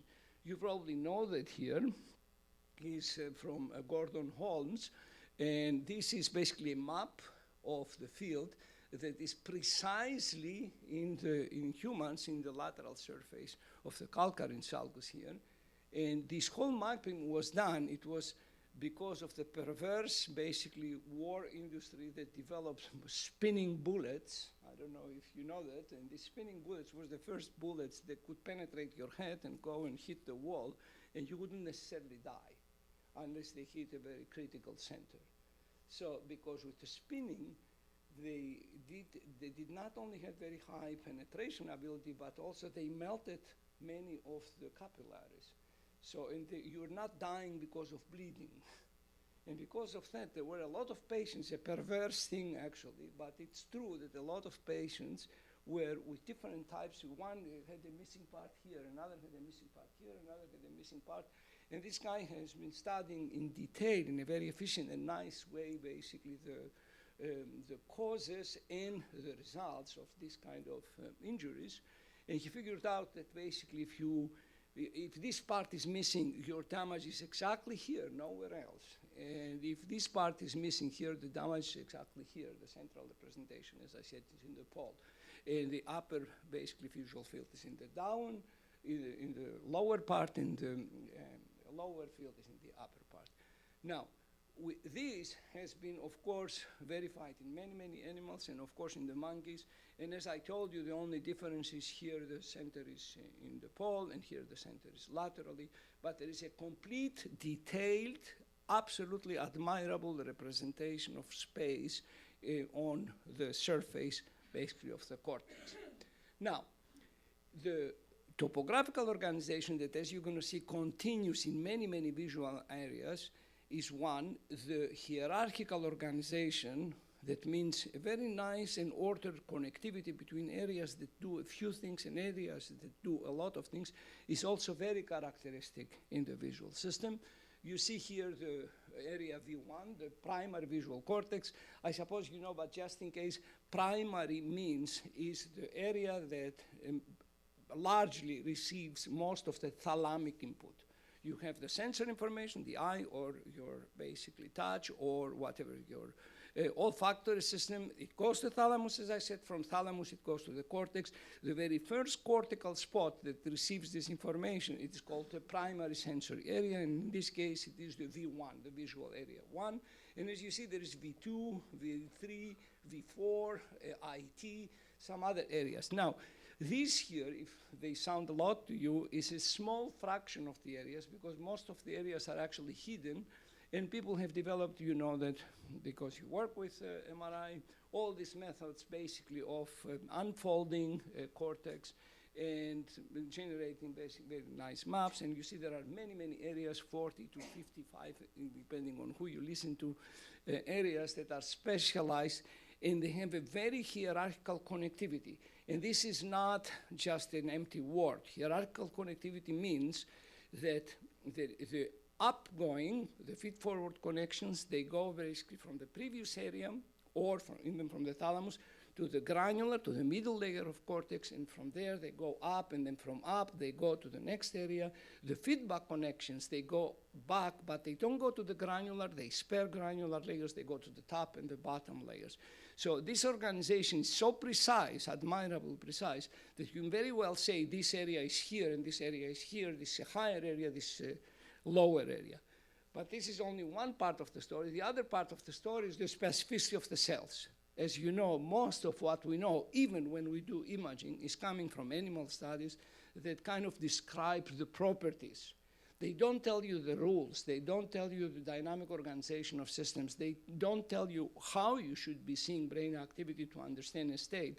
But they tell you, in this area, you see cells that do this and this and this. Mostly, statistically, you can basically ensure that the cells in the primary visual cortex, they will respond to oriented lines, which was a spectacular, people got Nobel Prize for that. It was a spectacular discovery, because in the beginning, they were just used to present things in the retina and have something in the retina. You present a spot, you get response. You don't present a spot, you don't get response.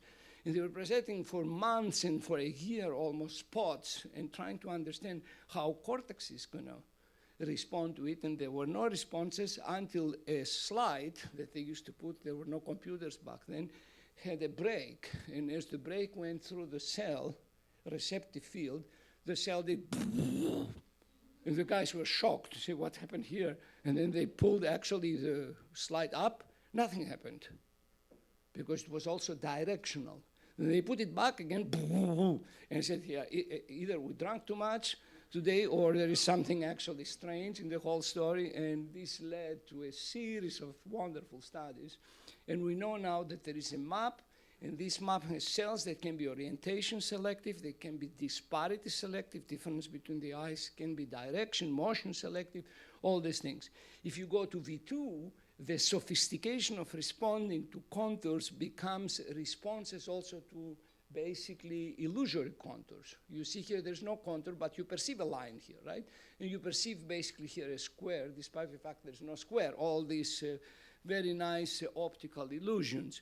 So in V2, the cells start becoming sensitive to this kind of context, and they may show orientation selectivity for non-existing but perceived lines, okay? And if you go to another area that's called V5 or MT, then you're going to see the cells are highly selective to the direction of motion and to the speed of motion and to what kind of composition the moving objects may have. So a very sophisticated system that deals with motion. This is not your motion perception. At least don't ever cite me for having said that MT is responsible for perceiving motion and all this blah, blah, blah that you may hear. But for whatever reasons that we don't still 100% understand, a lot of areas have a very high specialization. They must have some kind of dominant but not exclusive role in your cognitive abilities. Now, there are areas higher up, they become really sophisticated.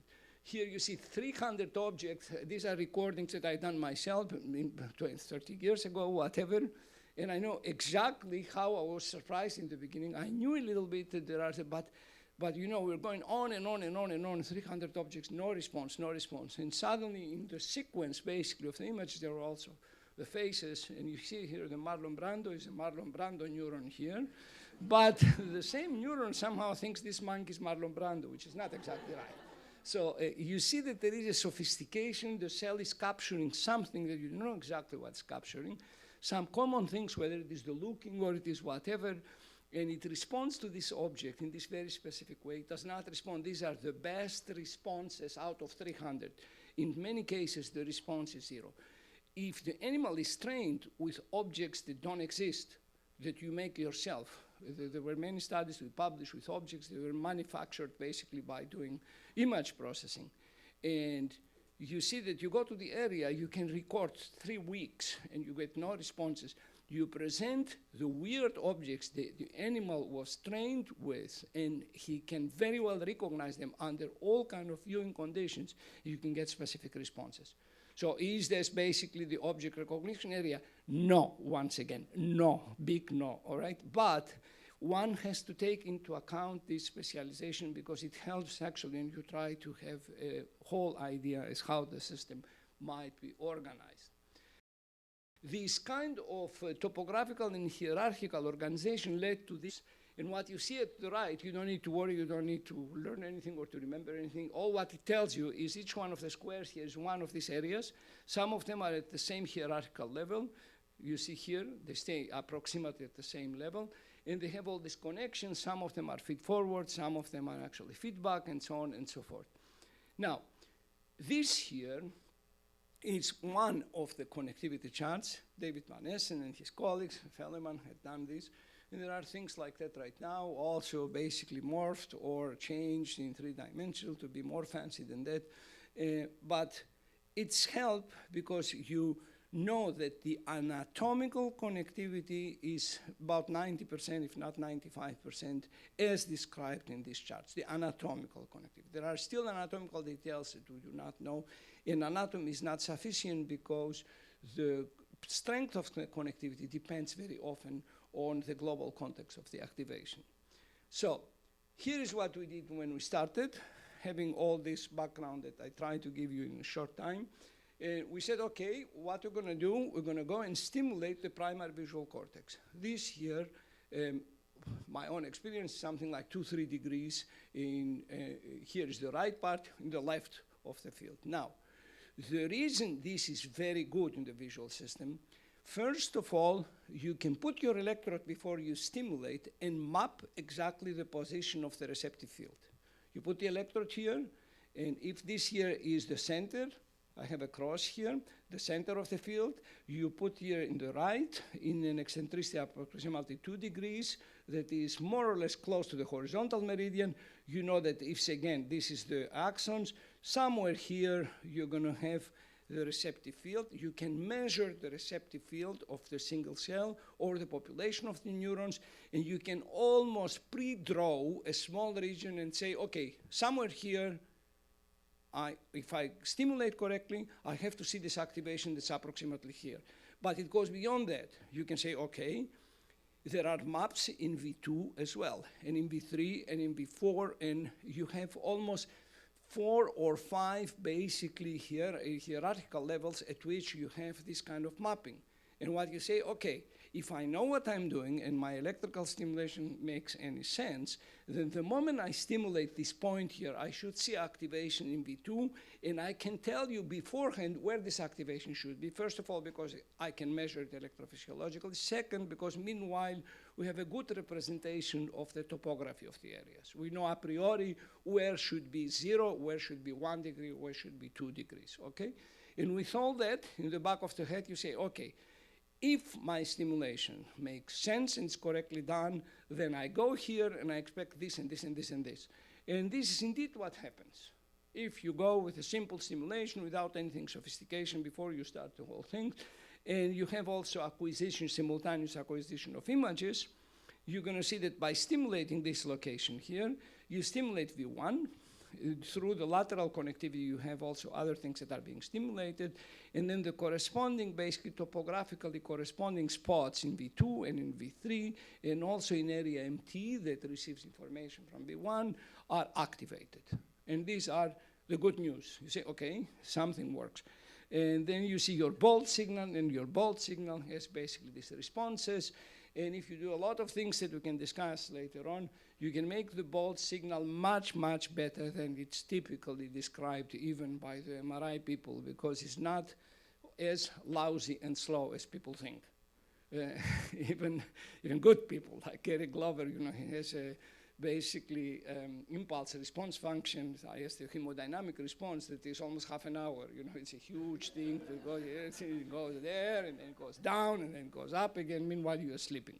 And it's not exactly true, because there is a confusion that has nothing to do with technology. It has to do with the fact that simple sensory stimulation causes neuromodulatory stimulation, something very slow, and to which the MRI is extremely sensitive, because it causes volume transmission. That means instead of synaptic, basically, transmission of information, you have varicosities in the axons. They spread something that goes to a large area, and this is metabolized slowly, and you get things that actually respond to some extent to what you see and what you describe, but this is not exactly the limitation of the Bolt system. The Bolt system is about 3 times faster than it has been described, and its relationship to the signals, if you know which signals to choose, is quite encouraging for those that want actually to use imaging and understand more about the underlying neural activity.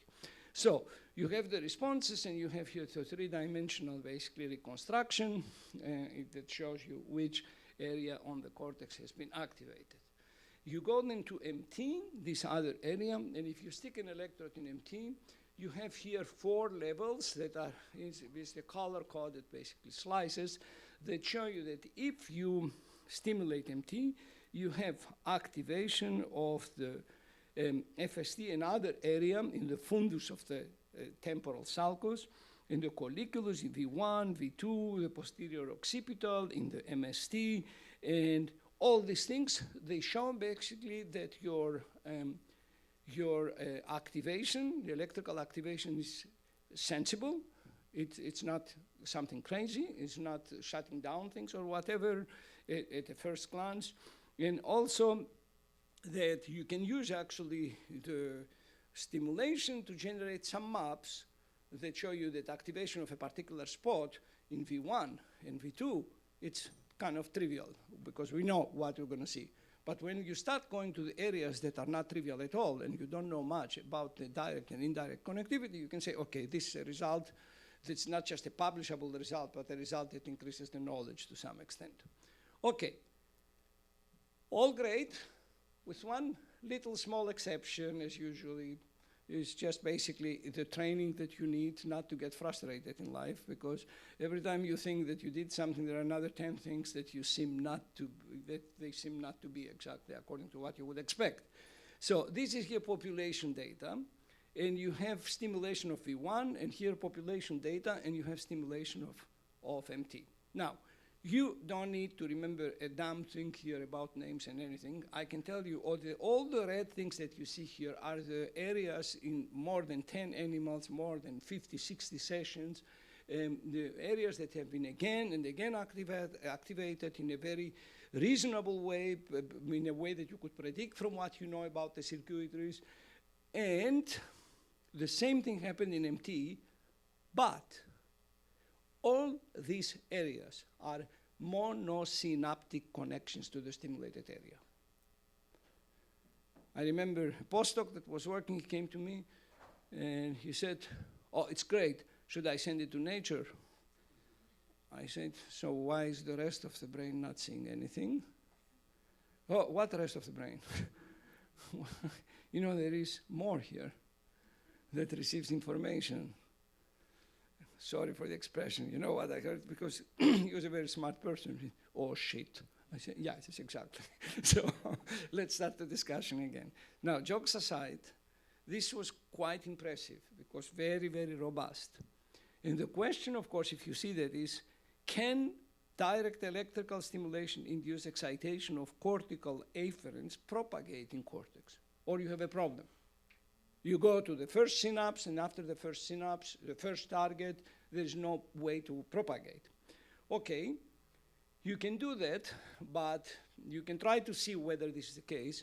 But of course, the very, very, very first thing that we thought, all of us, including the postdoc, that we started big discussions about it, he said, so back to the question that people have been asking for the last 60 or 70 years. And here maybe even more complicated because we are in the magnet environment. what is stimulated, first of all, before we go into what is traveling and why is stopping there or not continuing or doing whatever. So what is stimulated? And there is a really, really nice, actually, paragraph written by James Rank. If you ever want to read something about the biophysics of electrical stimulation, his papers, most of them in the 70s or beginning of 80s, are excellent examples. And of course, there are more technical, sophisticated things, but he has a very nice way to describe things.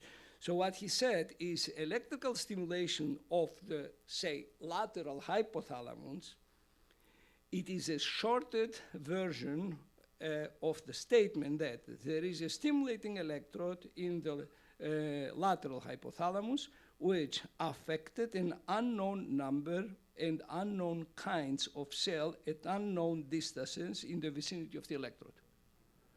And he's right. And what is not very nice is that he is almost still right with small improvement.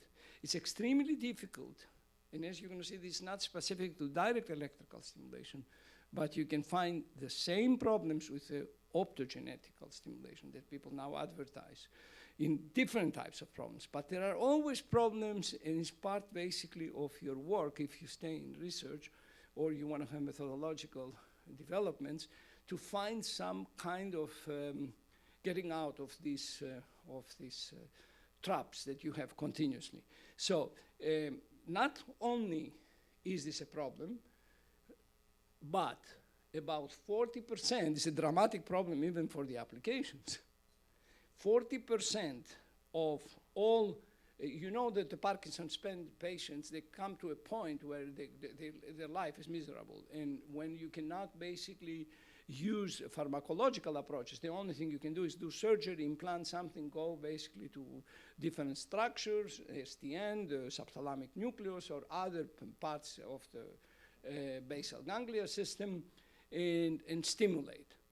And when you stimulate and you find the right spot, then the whole tremor and everything and the rigor stops. And this has the following problem.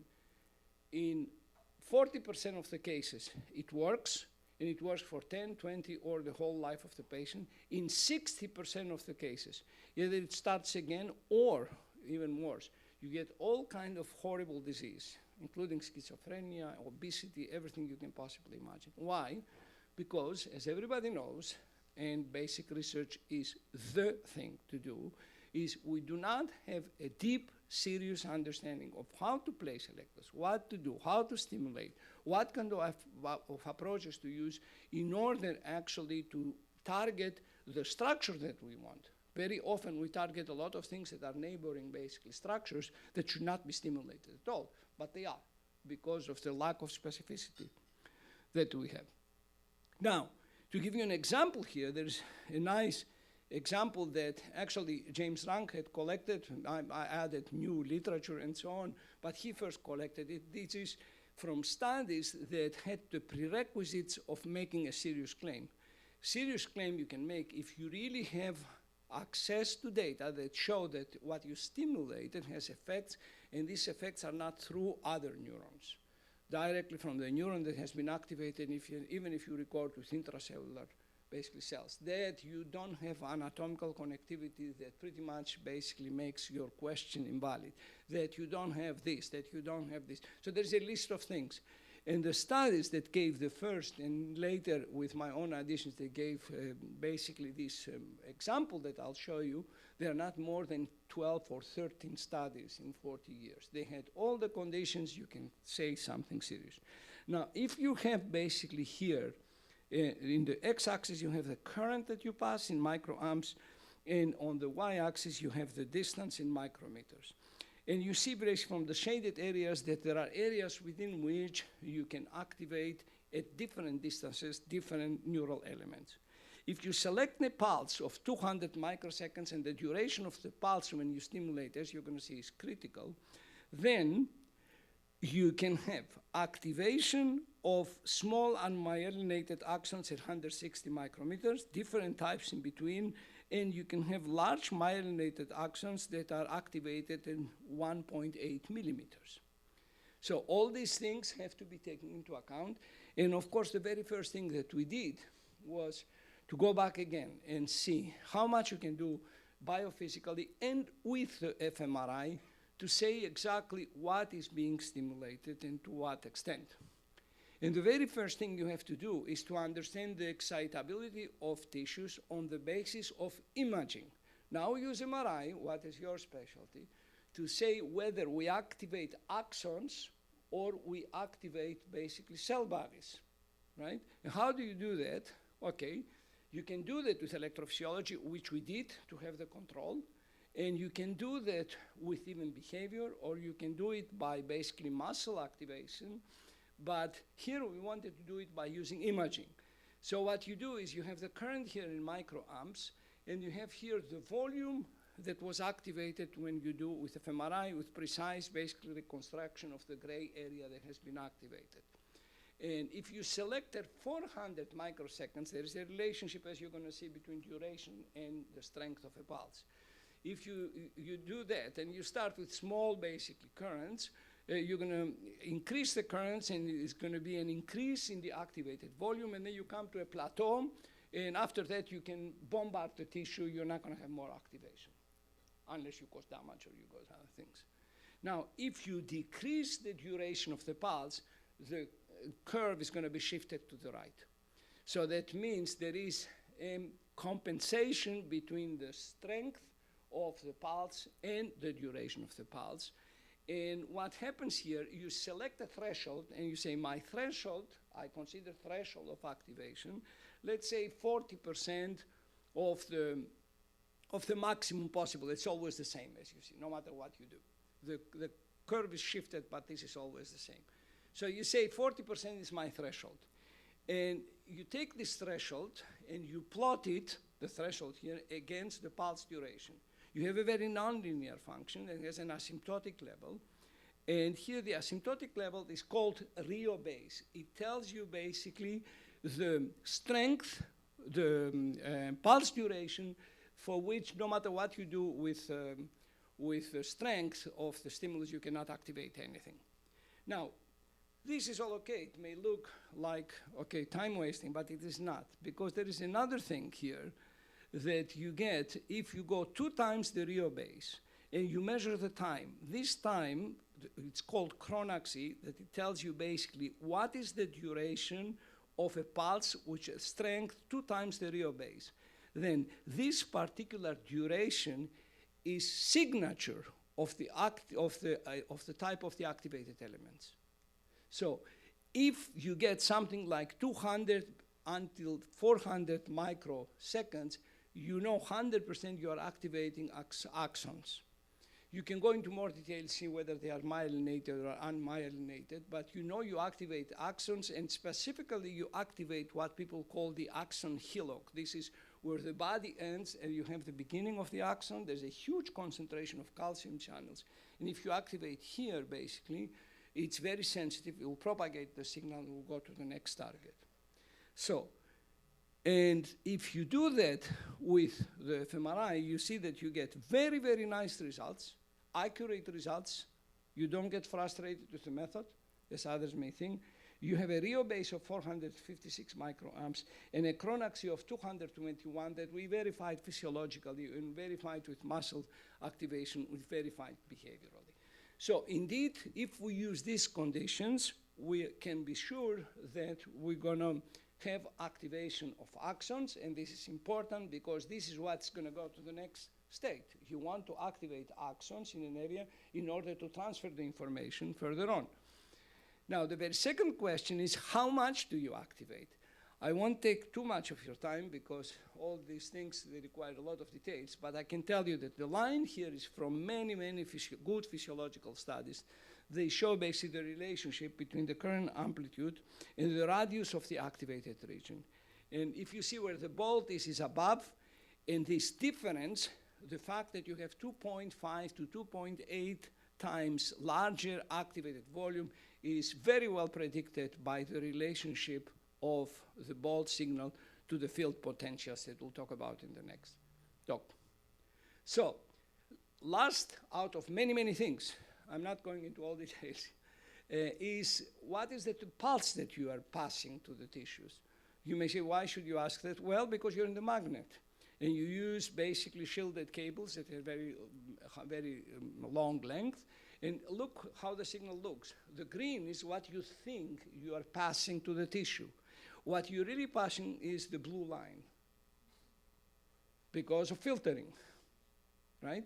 So what you have to do is you have to develop a methodology that estimates during the stimulation by measuring impedance and all the other things, what is the current. It's going to look something funny and much larger with a very funny shape that will give you the best approximation to the green signal, and this is the red signal, and this red signal indeed is what you need to do to stimulate the tissues. And you then have to select the pulses, and after you do all these things, the state of the art becomes that current estimation of pulse shape and strength is correct on the basis of fMRI. LFP, mu-based excitability measurements are similar to those obtained with fMRI.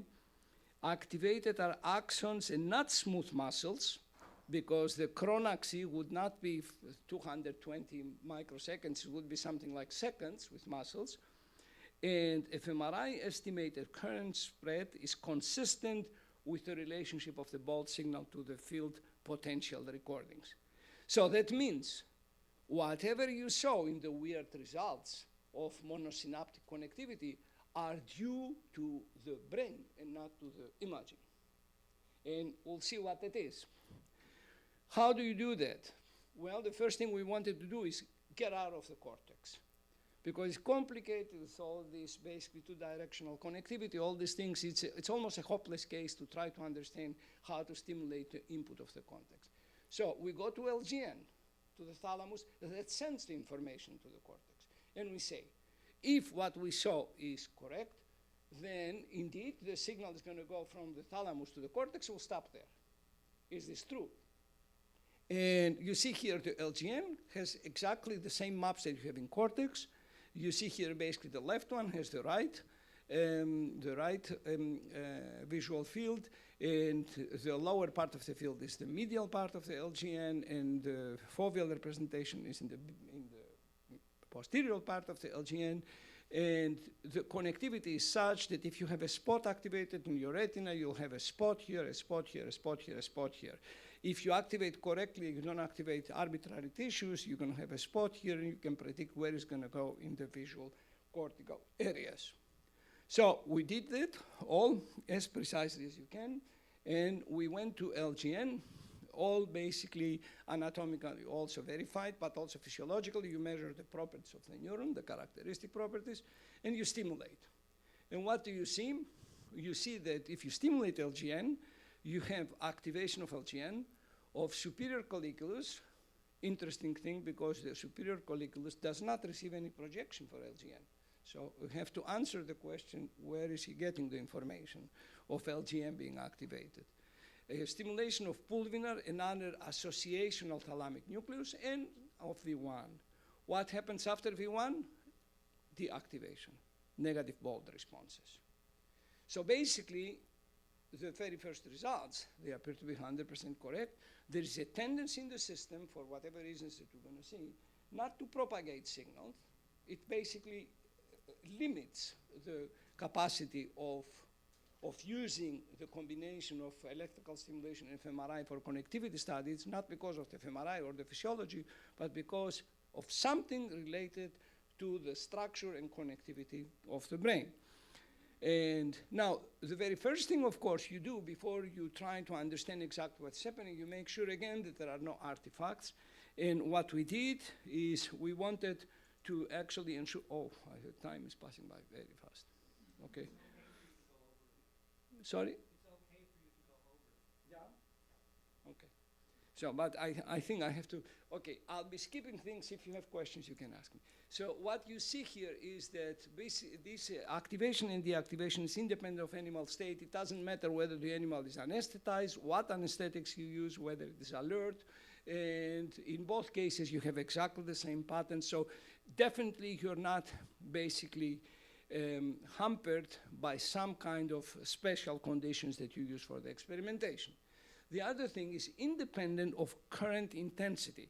You can have here 3 different, 4, whatever, 5, how many have different current intensity experiments. You can select the one that basically is activation with the smallest possible current.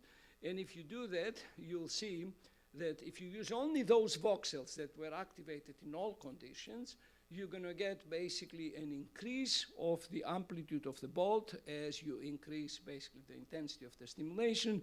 A small decrease, but not, it's basically the same, almost the same, a little less than the same, basically deactivation of the disynaptic areas.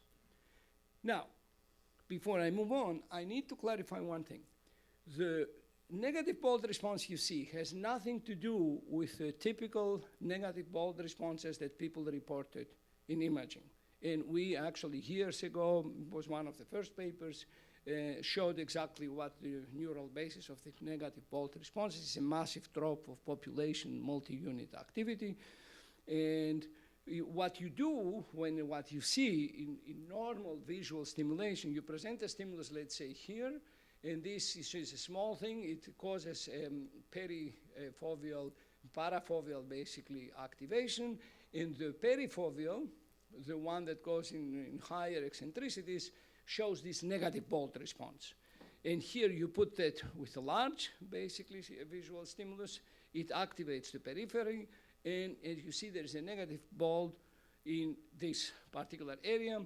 And as I said previously, this is very well, actually, these positive bolt responses and the negative bolt responses very well correlate with the changes of the mass multi-unit activity.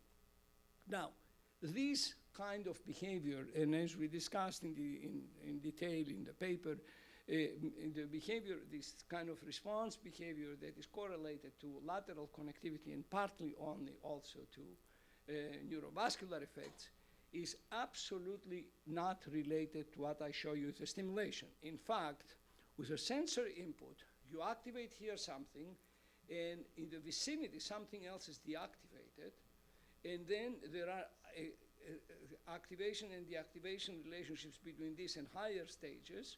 And then you have here activation of this activated area.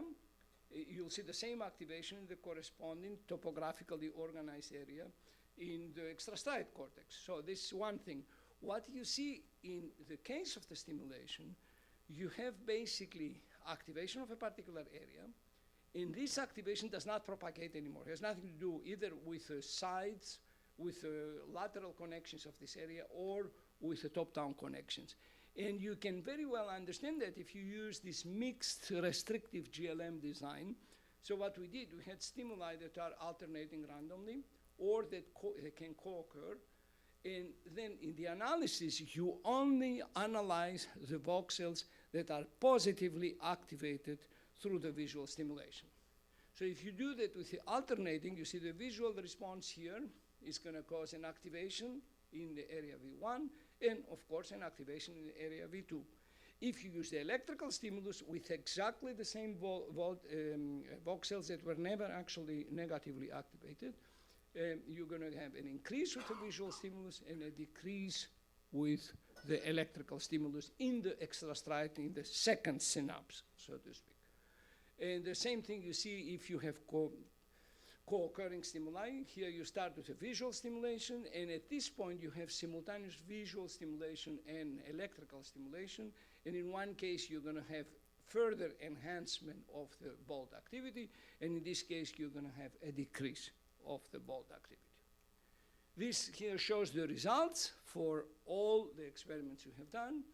And you see here with this restricted analysis, the LGN is going to be the superior colliculus and the pulvinar. They are going to be consistently activated. V1 is going to be consistently, and this with visual stimulation. This here is with electrical stimulation. V1 is going to be activated in both conditions, and this one here, it will be activated with a visual stimulus, but deactivated with the electrical stimulus. Now, this here is just only additional to see the dramatic difference between visual stimulation and the electrical stimulation. It's very restricted, and it targets only monosynaptic spots. Now,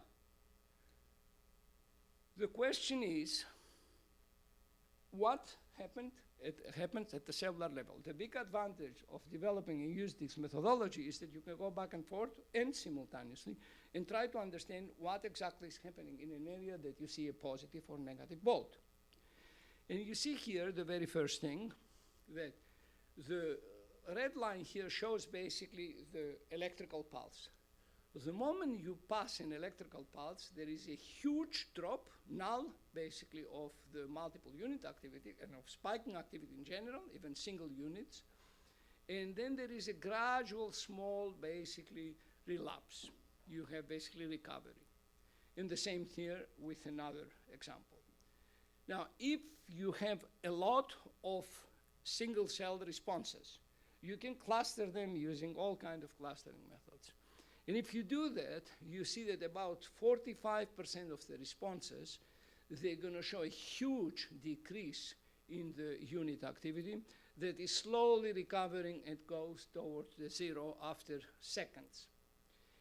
In addition, there are two types of responses: a brief, basically, inhibition, followed by a rebound, and a very small excitation. What is even more interesting is that each one of these classes is a different cortical layer. So the ones that are severely inhibited are the cortical, the supragranular layers. These are the layers that are supposed to send information to the other area. So if you block them, there is no transmission of information from the first area to the second, to the third, and so on. And these are close to the granular, and these are exactly the granular layers. And the granular layers, sure enough, they will be activated because they reflect the input. And the input is nothing else but a pulse that you gave in the LGN electrically. So you get an activation of the input. I hope I'm clear. You are here, and this is basically the input coming from the thalamus. The input is coming here. Here you're going to see activated cells. There's no way not to see them because they get direct electrical stimulation. Here, the cells, they are supposed to get information from this and some other direct pathways, and be also activated. And the top layers, they are supposed to send information to the next area. But these guys shut up. They don't fire, they don't do anything, and they're severely inhibited. Why? So, what is causing the inhibition? Do you have excitability changes? What does that mean? You stimulate the tissue, you send an unusual pulse. Do you change something in the ability of the neurons to actually... Okay, I apologize. Yeah.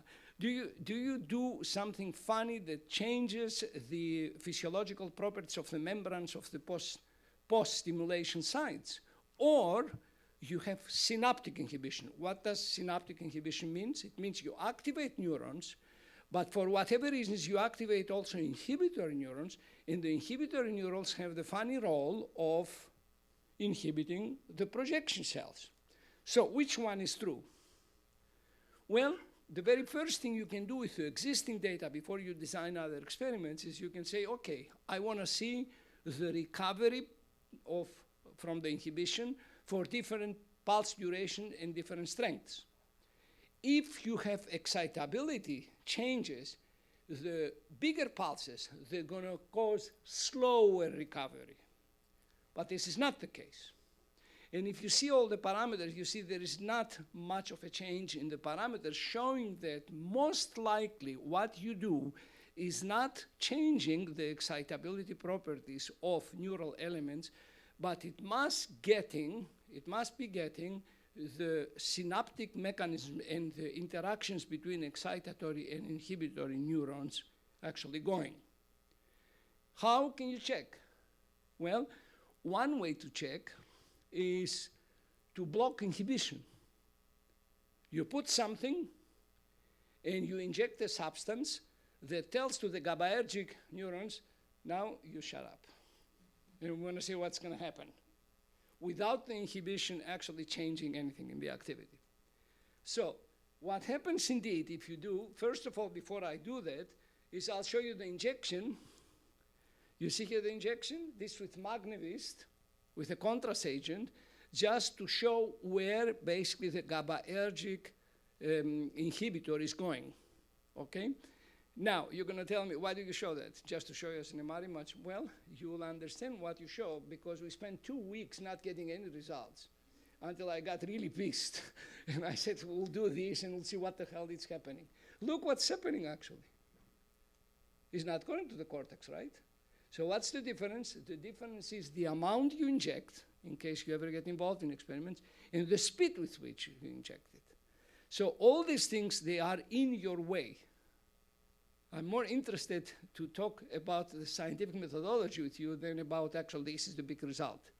So you see here, if you use the one that people have been describing for 30 years, nothing is going to the cortex.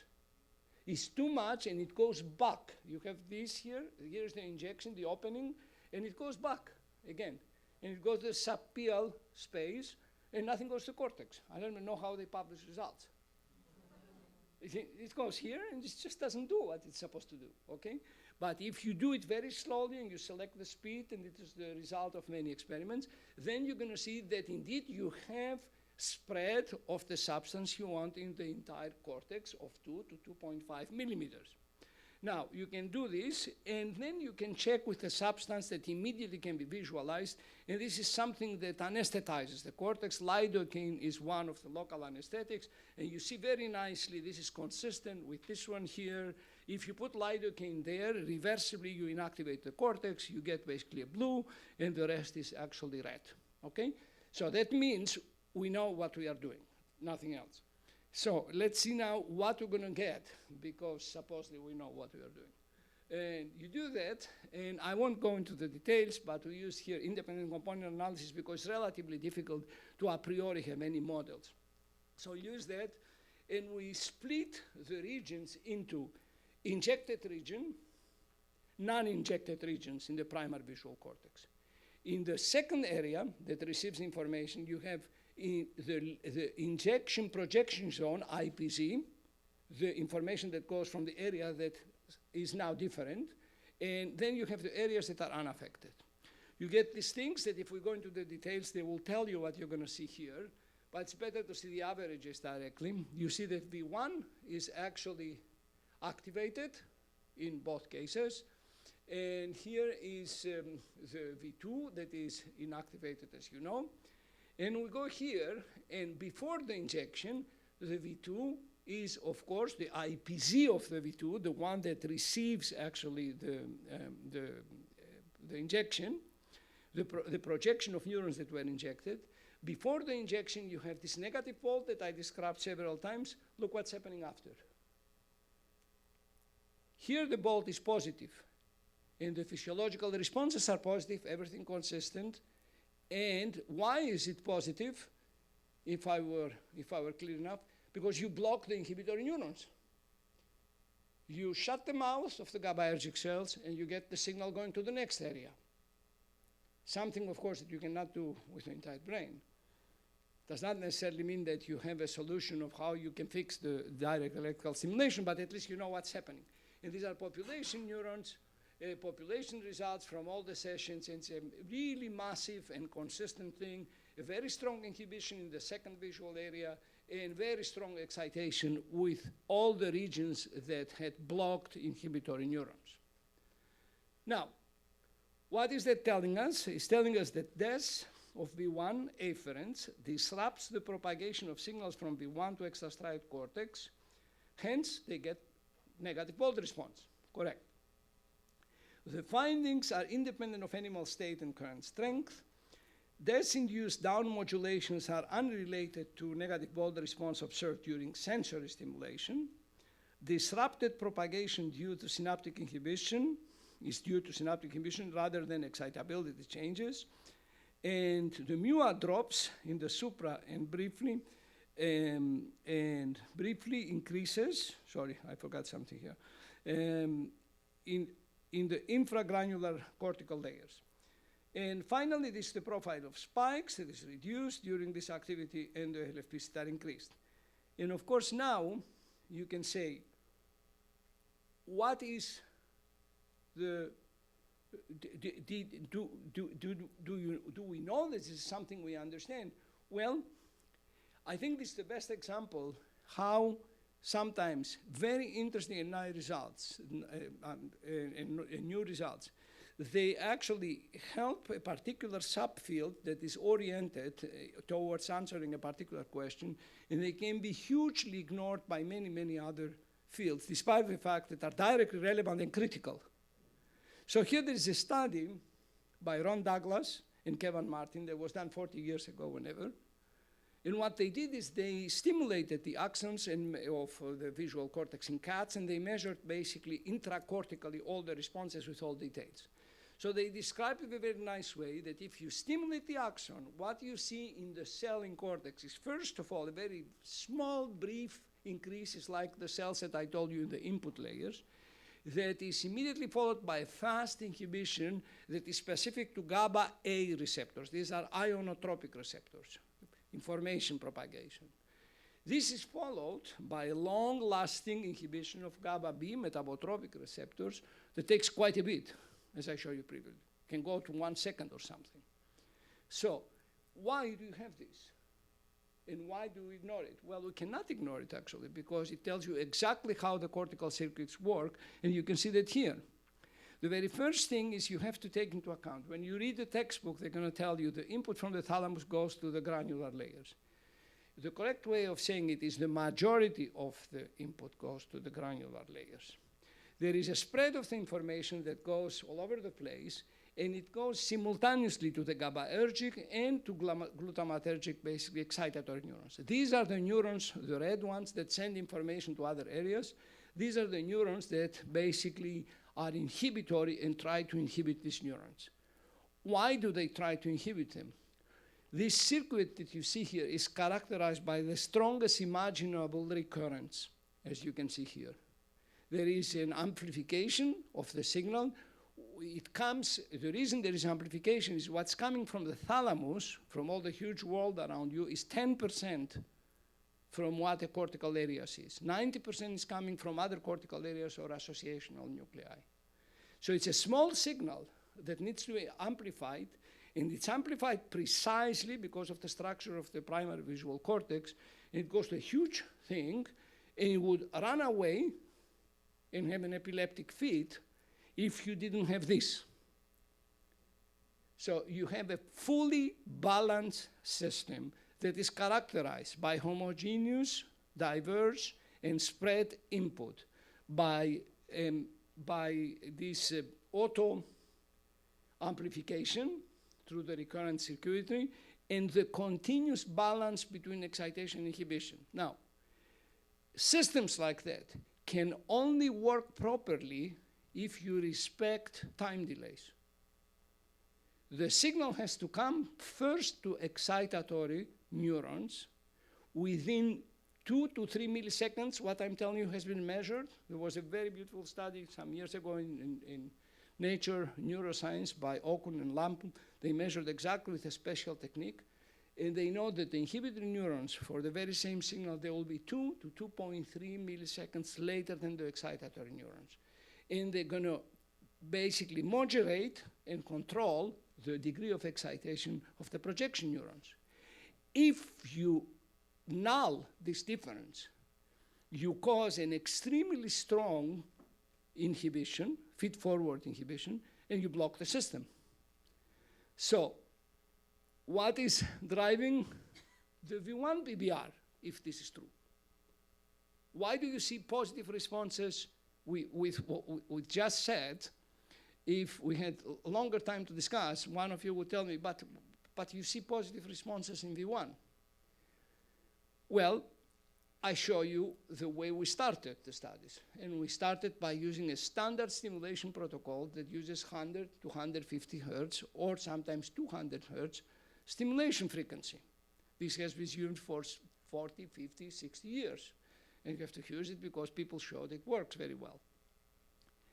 But if you lower the frequency and you start with a single pulse and you measure electrophysiological in cortex and you say, what's happening? I pass one pulse in LGN and I measure continuously in LGN. Then there is a highly nonlinear and non-monotonic function between actually the probability of generating a spike and the frequency that you pass. So as you see, it reaches a minimum around, let's say, 4, 5, between 4 and 10, depending on the animal, and then it increases again. And so does also the inter-spike, between the spikes, how much spontaneous activity you have. This is starting very low and is increasing after basically 30 or 40 hertz. So what that means is that if the bolt actually follows exactly the neural activity, what you would expect in V2 is not going to make any big difference. You're going to see basically a nonlinear relationship, just like the one you see with physiology. But in V1, you expect different sign of bolt response, of metabolic actually changes, if you have low frequency and high frequency. And this is indeed the case. It's quite amazing, but the system is very well reflected in the signals that you measure, and you have basically a drop in the signal for very low frequencies and an increase here. In both cases, you have inhibition. Nothing changed. The only difference is here you drop the general activity and the bolt drops. Here you drop the general activity, but by giving 100 hertz and 200 hertz, you increase the input. And the bolt is going to reflect that input. Here you show that the input you are getting, despite the fact that you are shunting the circuits, is higher than the baseline activity. That's why you get a positive bolt response. So here is the total results. You see what's happening here with 200 hertz, what I show you again and again. What's happening with 8 hertz, you're going to have activation of the visual stimulus in V1 and in V2, and deactivation both in V1 and V2. Now, what am I doing here with the time? Should I stop or? Well, so we actually have a break until 2 o'clock, which is more than enough time for lunch. Yeah. You'll have to go over. Okay, let me tell you what I have here. If I show them the whole story, it's going to be probably another 20 minutes. People are fine with that? Yes. Do you want to, or you want to take a break? Whatever you like. Eager people. People want to learn. Okay. Here now. Okay, all right. I just don't want to be, you know, I have always the impression somebody's going to come with his gun and tell him, can you shut up? We don't want to hear about physiology anymore. All right. So, okay, now I'll skip the details of the diagrams and tell you that the characteristic question that you can ask under these conditions and with this complexity is you can ask the question, what happens if I stimulate another structure that doesn't have the strict hierarchical organization of the LGN, V1, and so on? And you can go and stimulate the pulvinar. It's an associational nucleus, and I'll tell you about it because this is also something that is very often ignored, despite the fact that some very, very good investigators made clearly the point that these structures are at least as important as the cortical areas and their connectivity. So what's happening here? Very easy. Everything is activated if you stimulate pulvinar. And again, of course, it will be activated because you stimulate with 150 or 200 hertz. Back then we were doing this with these frequencies. And these are the results. And LGN is activated. Superior colliculus is activated. Pulvinar is activated. Of course, V1, V2, MT, and XC stands for extrastriate cortex, all different areas that are disynaptic. Why? And this is a point actually to take home. These diagrams here with cortex, they led for many, many years to what people will call cortical chauvinism. People think that the signals from the sensory areas, they go to the thalamus, they go to cortex. Once they arrive to cortex, they stay in cortex, they don't go nowhere or anywhere else. That's it. So cortex then does everything, cortex is our smart thing, and blah, blah, blah, blah, all these things. Now, the truth is a little different. An alternative hypothesis is that actually you take into account what different associational thalamic nuclei do. And you see here what's happening. The retina goes indeed to LGN, to the relay nuclei, and goes to layer 4. And then we say it goes to the layer 2 and 3, and from there it goes to V2, and then it goes to V2, V3, and then the cortical big business starts. But what really happens here is the layer 4 has projections to layer 5, and layer 5 even receives sometimes direct information, and then it goes to the pulvinar.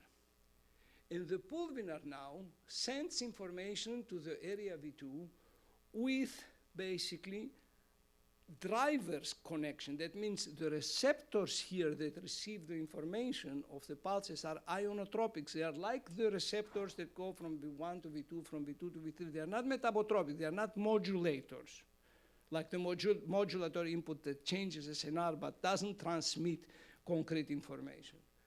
So, and people have been doing wonderful work for years, and they described in detail this connectivity. And they show that if you have basically the cortical mantle here, and you have also here the pulvinar, in the case of the pulvinar, and you see how the mapping's done. Here in the lateral, basically in direction, you have the foveal representation. In the medial, you have the V2 representation, the V3 representation, whatever, all the extrastriate cortex. And here you see them the way they are in cortex, as I showed you many times. And then you have 2 points that are being stimulated. If these 2 points are interconnected, without exception, they turned out to be interconnected also through the pulvinar. So there are 2 pathways. The one goes indeed from cortical area to cortical area, as people thought. The one does this, but with exactly the same systematicity. And there was a very nice, Stuart Chimp had a review article, and he said, he called it the replication principle. If 2 cortical areas communicate directly, they are likely to have overlapping thalamic fields. If not, their thalamic fields avoid each other. They are totally separate or interdigitating. So that means you have a copy of the cortical maps with this one here, and this one here, on top of everything, has an output to motor areas. Probably over the evolution of millions of years, in the beginning you didn't even need to have the cortex. You had thalamus, you had some association of thalamic nuclei, and then you went to motor things because you want to move. And then you have a little more cortex. But then the second thing that you build in cortex gives also a thalamic output, and this thalamic output goes to the motor system.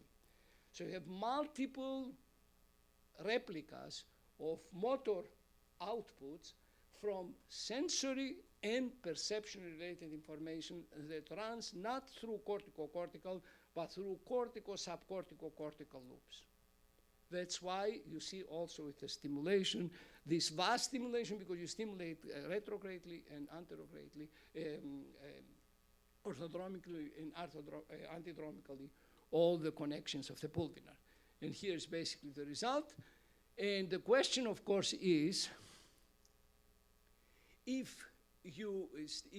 all that is correct and reflects the connectivity, what do you see in cases, indeed, of LGN where you stimulate subpopulations of the LGN that don't follow the typical rules? They don't go to the granular layers of cortex, and then they go to the other layers, but they can go directly to the top of cortex, or they can even skip the primary visual cortex and go directly to area MT or area V2. Well, in such cases, what you see here is if your dominant basically stimulation pertains to the relay cells, then you have, oops, I'm sorry. Then you have, I don't see, you see the green line, okay, sorry.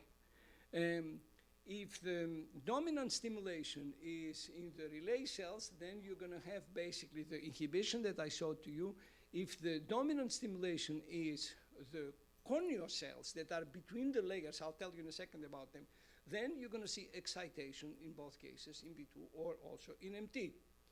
And the fact that this is not fantasy, you can see by doing optogenetic stimulation that can be specific to the corneal cells. So what are the corneal cells? The corneal cells are a weird subpopulation of neurons in the LGN that you can see here.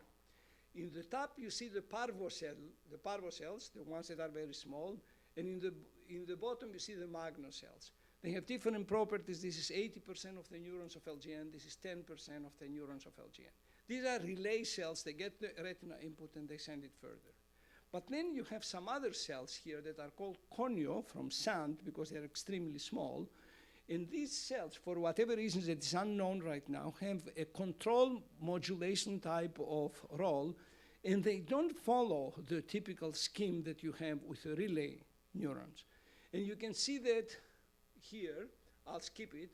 You can label them with all these optogenetical methods. We don't have time to go into the details. You have parvalbumin, basically sensitive neurons in the relay neurons. You have these enhanced yellow fluorescence protein neurons. And if you superimpose them, you see very nicely you have separated location, basically, of different neuronal types. Now, if you go and you stimulate the system, basically, with blue light, if you stimulate the visual system, you're going to see that the main sink, the main input, put this way, that comes to the area is in the granular layers. And of course, then it goes to the other layers with some delay, as you're going to see. This is closer to 0. And if you stimulate the conio system, then you see basically that the activation happens in the top of cortex. And the very same thing here, if you do, I'll show you directly here. If you do the conio stimulation, you're going to see with the optostimulation, you'll see exactly what I show you. And if you do the conio stimulation with electrical stimulation, and I showed you, it's totally possible. You don't even need the optogenetic stimulation. You'll get this profile of activation of the top layers. So I think this shows here that if you have a lesion area, okay, I think we should skip it.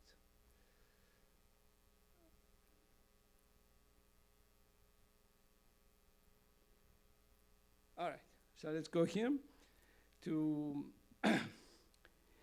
to the final, basically, conclusions.